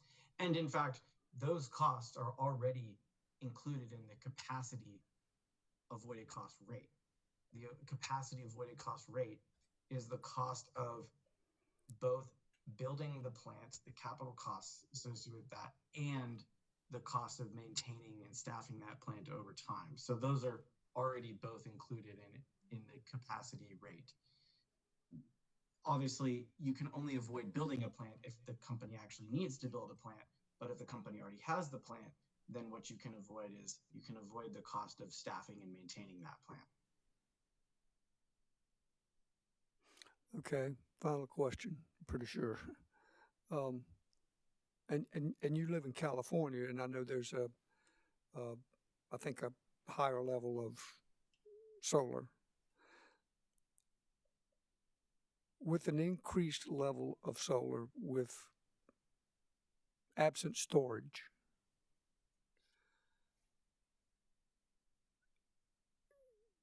could it also be, or is it realistic to think that, okay, we could use that for reserve capacity, but as that level grows, would not the need for greater reserves in a dispatchable way also increase?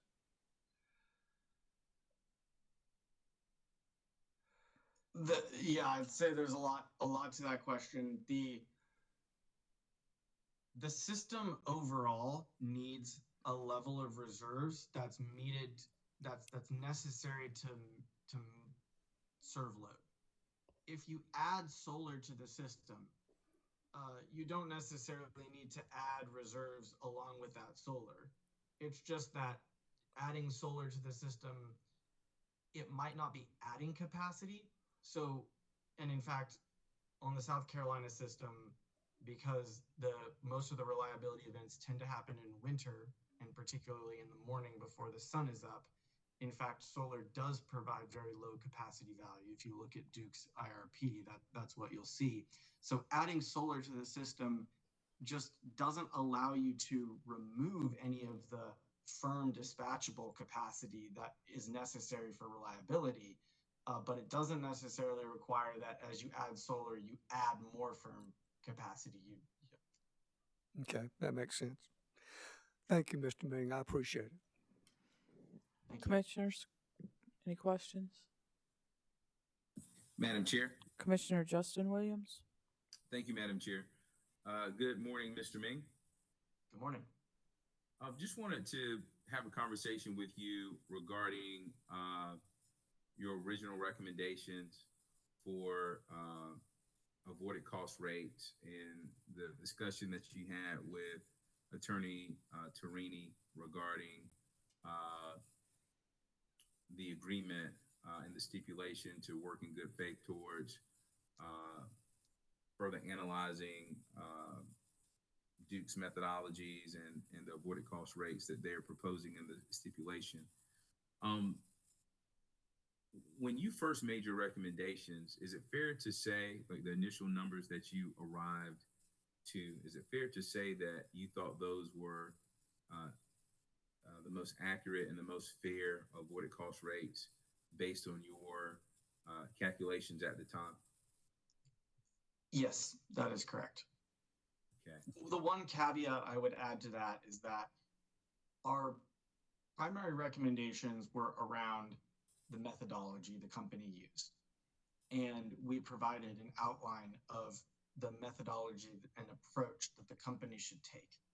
Then, using the data that we had available from the company, we said, using the methodology, this is our estimate of what avoided costs would look like.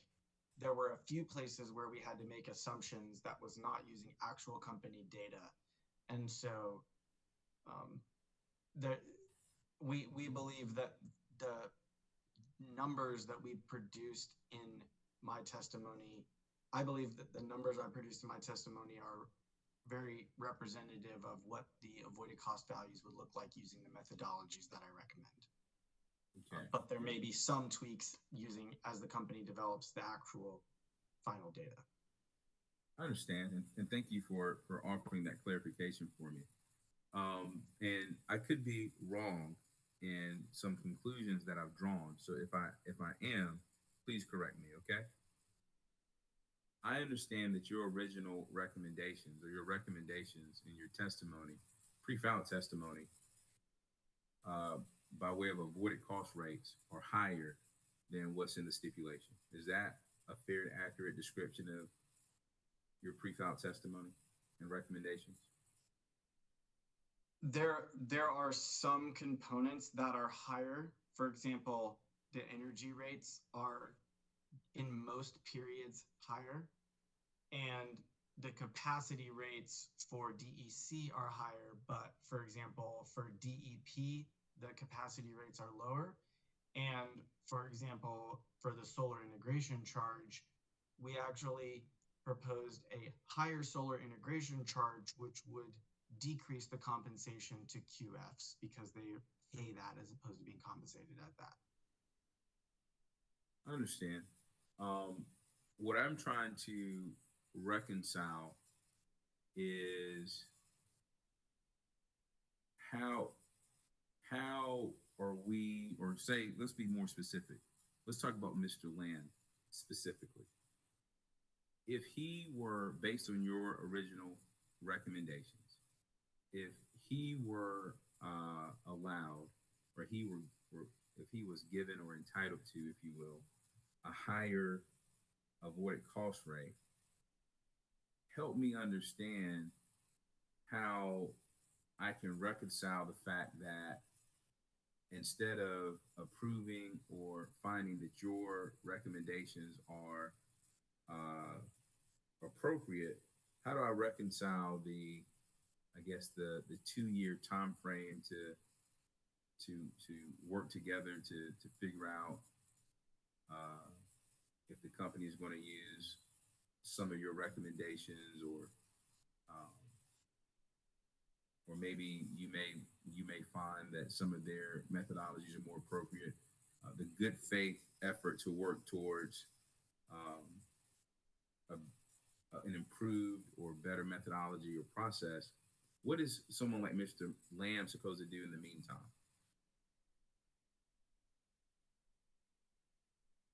I don't believe I'm in a position to answer that question. Okay.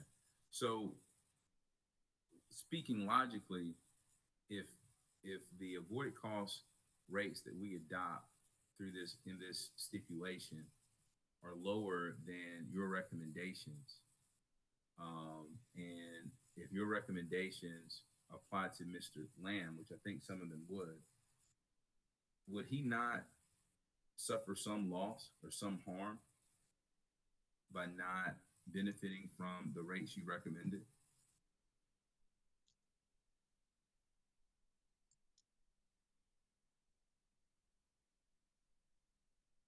I would imagine that any QF would prefer higher compensation to lower compensation. So I don't dispute that any QF would want higher compensation.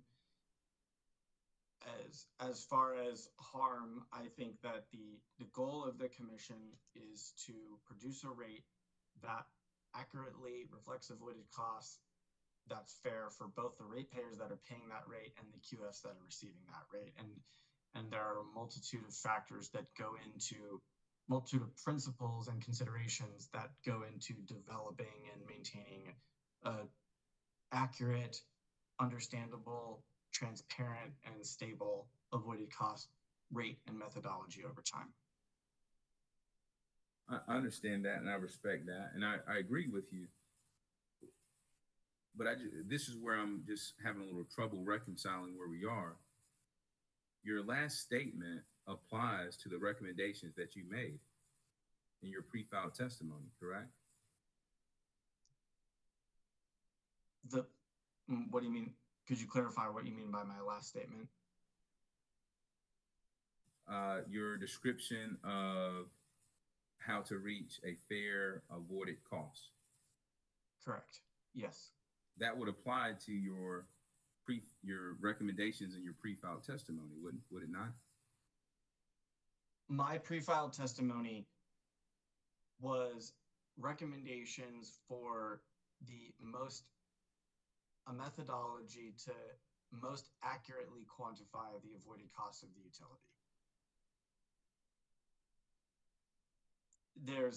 There are other considerations that may be appropriate for the commission to consider around principles like stability, understandability, etc.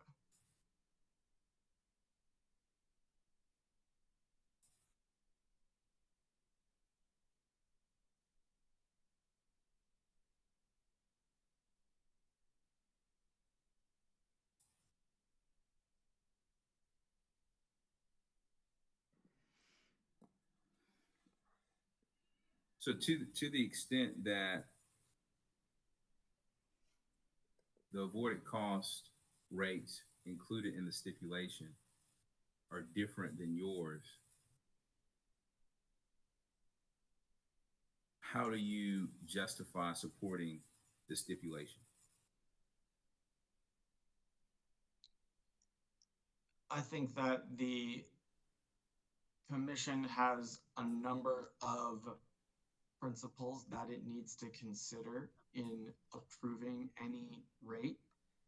And the principles of stability and understandability and transparency are important principles to consider alongside the primary principle that I used to develop my recommendations, which was to develop the most accurate avoided costs. And I also recognize that to the extent that data or analysis does need to be completed to implement some of my recommendations, then that might take time. Understand. So you stand by the avoided cost rates that you recommended as being the most accurate. The methodologies, correct, yes. Okay. And correct me if I'm wrong, but let me just ask the question: Does PURPA anticipate that stability, transparency, and some of the other considerations that you mentioned, are those considerations given priority over identifying or paying the QF no more than an avoided cost, whatever that may be? I don't believe PURPA ranks the different considerations. That's under the purview of each state commission. Understand. How do you rank them? What's more important, or what, in your mind, what takes priority? The most accurate avoided cost, rate, methodology, or stability, transparency, and some of the other considerations that you just mentioned? I would say that it's appropriate to have a PURPA avoided rate that is as accurate as possible, but it should not prioritize accuracy over every other principle. So as accurate as possible, but there may need to be some essentially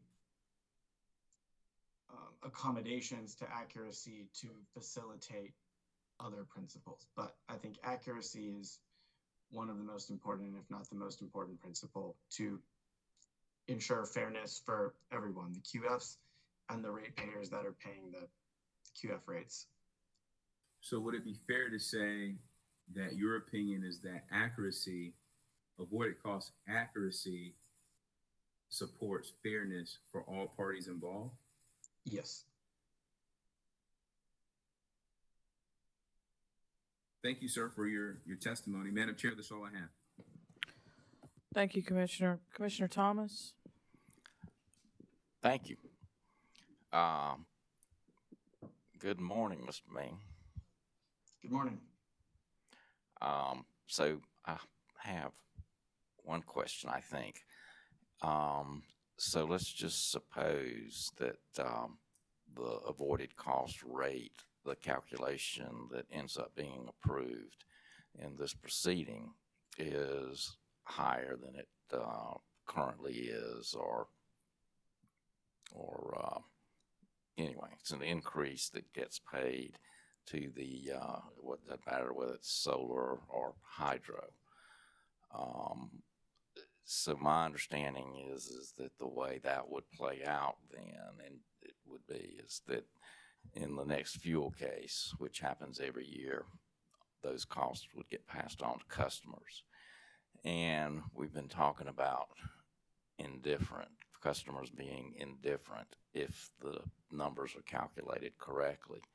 So, I mean, I can see where those costs get flowed through higher costs right now.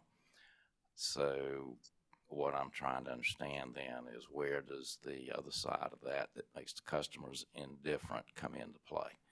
Is that through the IRP? Is it through a rate case?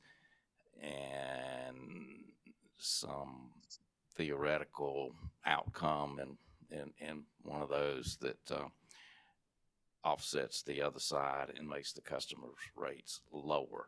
I'm just trying to get there. Can you help me with that? Right. So from an energy perspective, the QFs would reduce the essentially fuel costs that the utility incurs, and so those will be reflected in each year, and they would have lower fuel costs. They would have lower fuel purchases because of the QF costs that they're incurring. And then in the long run, they would avoid, through the IRP, purchases of new generating capacity resources. And so there would be, yes, less rate base, less depreciation. So in the total revenue requirement, there would be less annual capital charges through depreciation and return on rate base that customers would have to pay. All right. Thank you. I appreciate that. Madam Chair. Commissioner Justin Williams. Thank you, Madam Chair. Mr. Ming, I'm so glad that Commissioner Thomas went through that exercise with you because I am trying to establish or answer a question that I believe I know the answer to, but I don't know if it's been clearly and directly stated as such. We're going through a number of avoided cost proceedings. It leads me to believe that through PERPA, through Act 62, QFs selling power to utilities would ultimately lead to a lower bill, a lower monthly bill, or result in annual savings, if you will. Now, that's just something that I can't tell you that someone has actually said, but an inference that I've made or conclusion that I've reached from time to time. But as time has passed, I'm not sure if my conclusion or inference is accurate, despite the fact I understand the theory. As you just mentioned, the more power that the QFs produce and sell to the utilities should result in purchasing less fuel, correct? Correct. The more power they purchase should result in reducing the need for new generation facilities, which would reduce rate base and so forth and so on, hopefully reducing costs to ratepayers. I understand that all of that in theory, but QFs still need to be paid. We go through these series of proceedings, the avoided costs, to establish the methodology and the avoided cost rates. Does this exercise lead to a lower monthly bill, or stated another way, result in annual savings for ratepayers compared to a scenario or a world where the QFs did not exist? Right. So if done accurately, ratepayers should see the same bill, whether there's QF energy or not, because the indifference principle is that whatever cost the utility would have incurred if there was no QF energy, that's what gets paid to QFs. So the customers either pay that money to the utility or they pay that money to the QFs, and their bill is the same. Okay. So is it fair to say that when we're having a discussion about avoided costs, placing renewable energy generation facilities onto the grid, is it safe to say that lower bills, savings to ratepayers, those statements have no place in these discussions?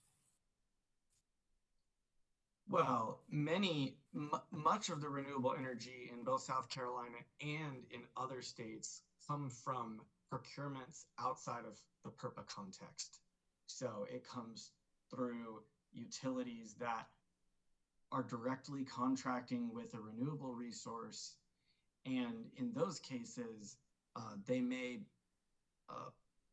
be negotiating a price that is less costly than an alternative resource procurement that they could have made. And so it could result in cost savings for renewable energy writ large, which is beyond the context of PURPA. I would say for PURPA does not reduce customer rates. It holds customers indifferent. Okay. So whenever we're having a PURPA discussion, cost savings to ratepayers does not have a place in those discussions because of the principle of indifference. Correct. Yes. Thank you very much, sir. Thank you. Thank you, Commissioner. Good morning, Mr. Ming. I reckon you had to get up earlier than we did this morning. A little bit. Well, It's okay. thank you. Thank you for being with us today and answering questions. I just have a few, and I'm trying to figure out if I can read my notes. You've mentioned in your testimony, and you've mentioned here a couple of times this morning, that in your analysis and in your calculations, you had to put in some assumptions because you were not using actual company data. Do you recall that? Yes. Yes. Was that because the data wasn't calculated or wasn't available or wasn't asked for? Why did you not have the company data? It wasn't something that, based on the company's methodology that had been approved in prior proceedings and that they had proposed and submitted in this proceeding. It wasn't a piece of data that was necessary. And so what we did is we said, we think if the company were to do this analysis, this is roughly what the value would be. And then we recommended that ultimately be a part of the methodology. And then if adopted, the company would need to do that analysis. So it wasn't something that we asked for, and it just wasn't something that was a part of the proposal. Have you been involved in avoided cost proceedings in other states? Yes. And how common is it that, well, let me ask you this. We're on a biennial schedule here. I believe North Carolina is too. How often is that a normal schedule for calculating avoided rates? Yes. Okay. Exactly. So if a commission issues an order in one proceeding and approves a methodology, how often would a utility have refinements or suggestions on the approved methodology? Would they undertake that on their own in the next proceeding if they thought it would be of benefit? Or do they have to wait until an intervener makes a suggestion to change and the commission order them to change?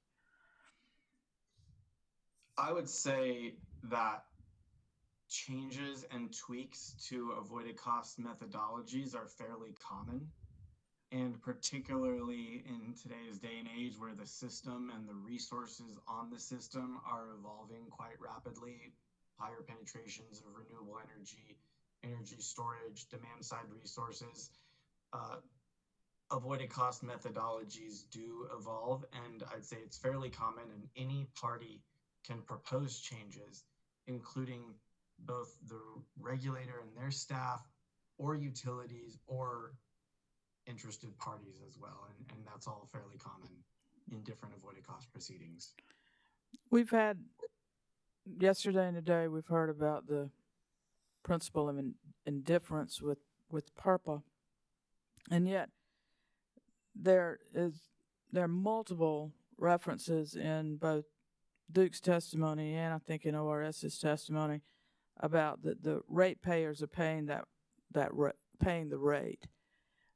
But with regard to the principle of indifference, if the avoided cost changes in a proceeding, should that have an immediate rate impact on ratepayers? Well, I think the goal is to set the avoided cost rate at whatever the actual cost that the utilities are avoiding is. And so. And when you did your analysis, that's what you were trying to do, is that correct?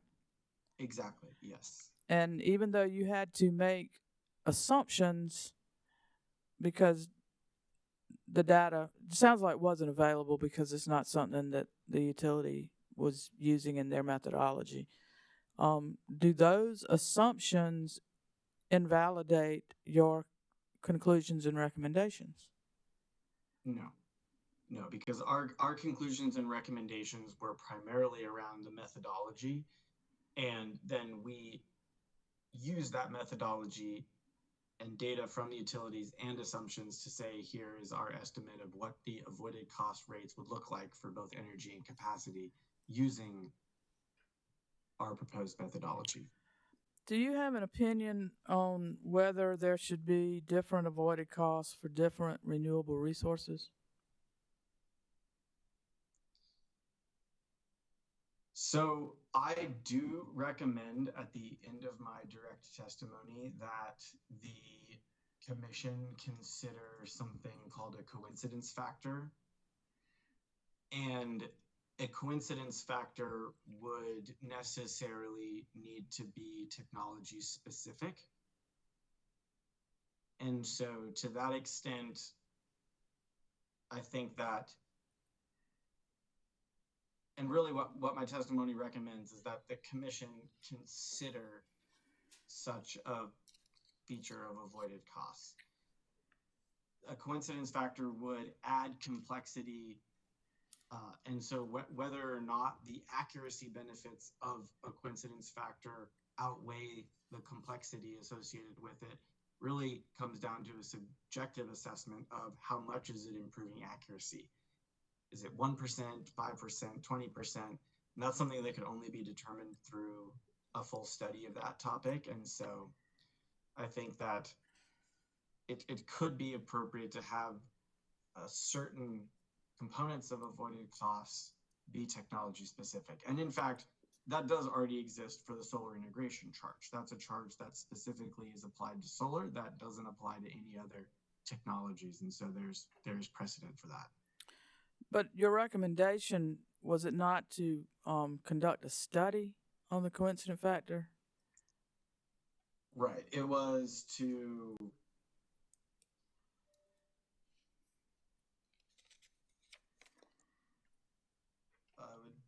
let me just pull up the exact language.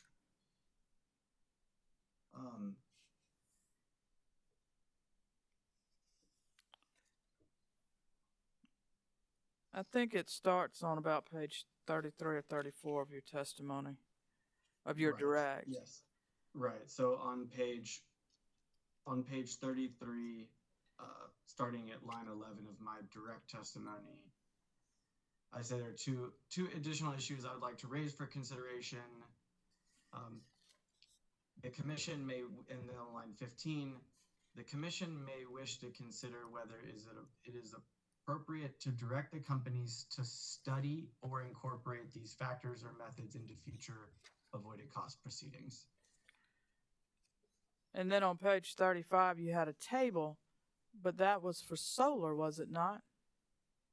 Correct, yes.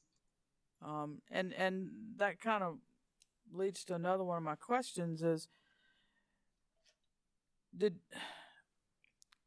your analysis concentrate on, throughout with regard to avoided cost, did it concentrate on solar integration and solar QFs more so than other renewable?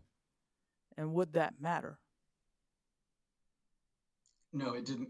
My testimony did not focus on solar. The one exception is the solar integration charge.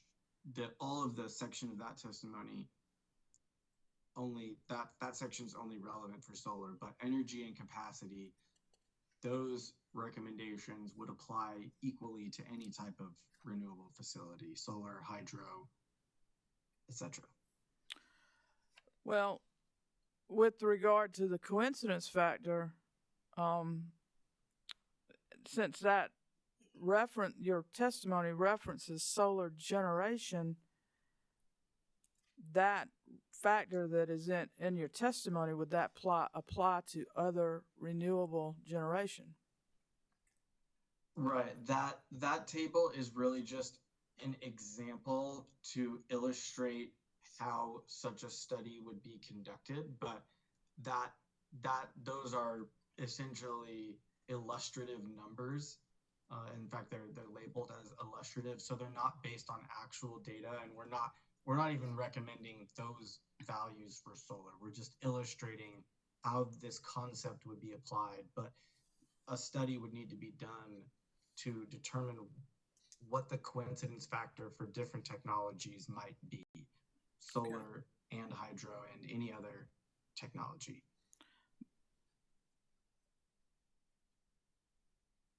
Would use of a let me focus on solar here for a second.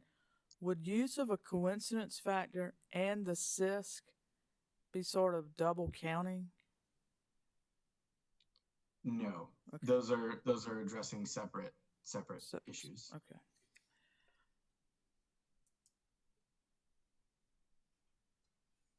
Mr. Ming, thank you for answering my questions. That's all I have. Commissioner Thomas has a question. All right, thank you. So I had another thought, and this is in connection with the performance adjustment factor. And basically, I guess my question is that the way this has been calculated by Duke, is that something that it adds or increases the avoided cost, or is it an add-on, an additional payment to the QFs, or is that part of what makes customers indifferent to the avoided cost? Right. So the performance adjustment factor is not an add-on. It's just an adjustment that's necessary to reflect the costs that are actually avoided. So, right, as an example, and I think this was discussed yesterday, but if a QF is generating 100 megawatts in all hours, that's perfectly reliable. What that's actually avoiding is 105 megawatts of combustion turbines, because combustion turbines are not perfectly reliable. And so 105 megawatts of combustion turbines will only be available in each hour at 100 megawatts. And so if you have 100 megawatts of QF that's perfectly reliable, the costs that are actually being avoided are 105 megawatts of combustion turbines. And so that is the appropriate compensation to pay the QF for what's actually being avoided and hold customers indifferent. Okay, thank you very much.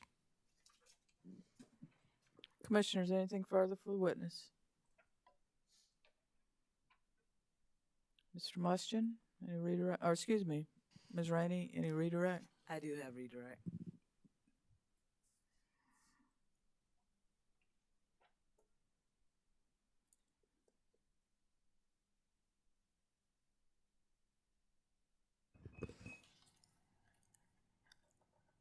Mr. Ming, good afternoon. Well, it's afternoon here, still morning there, but nice to speak with you again. I have a few questions for you. Mr. Tarini and several commissioners have asked you about your recommendations that you've made in your direct testimony and sir rebuttal testimony in this matter. My question to you is, do you support the stipulation? Yes, I do. Also, you've testified about the commission's role and various factors that it must balance in reaching a resolution in this matter. Is that correct? Yes.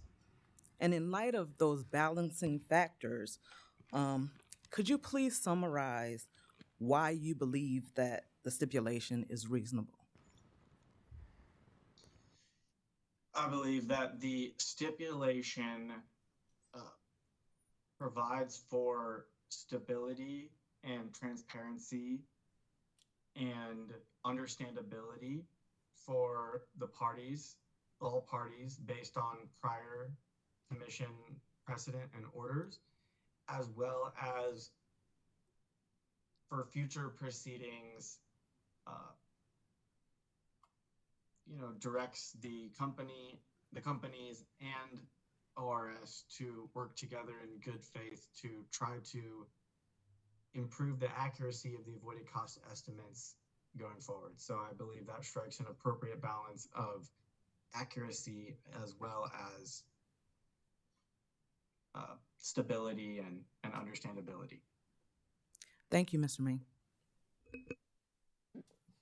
Thank you. Recross? None. Nobody? Commissioners, anything? Okay.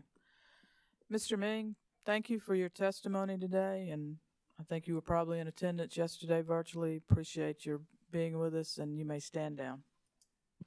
Madam Chair, that concludes ORS's case. Okay. That concludes ORS's case.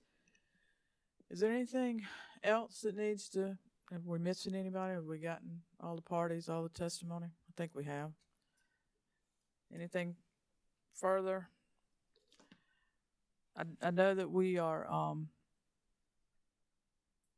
we have another day scheduled on October 9th for the Commission's consultants report. I believe that report is filed sometime in September or no later than a date in September. And I think the parties have worked with staff counsel to come up with discovery dates and pre-file testimony dates. Is that correct? Everybody's straight on the schedule going forward? Okay. And then at some point, I think we'll need to talk about proposed orders, but that'll be following the next phase of the next hearing. So just be thinking about that. So, is there anything further to come before the commission today? All right. I'm never sure whether to adjourn or recess since we have another proceeding, but we will close this portion of the proceeding. How's that for splitting the baby? And we'll close this portion of the proceeding and reconvene on, I believe it's October 9th. If that is not the correct date, whatever the notice says. So thank you all very much. As always, I appreciate your professionalism and the good job that y'all all do. So thank you very much. And with that, we will close this portion of the proceeding. Thank you.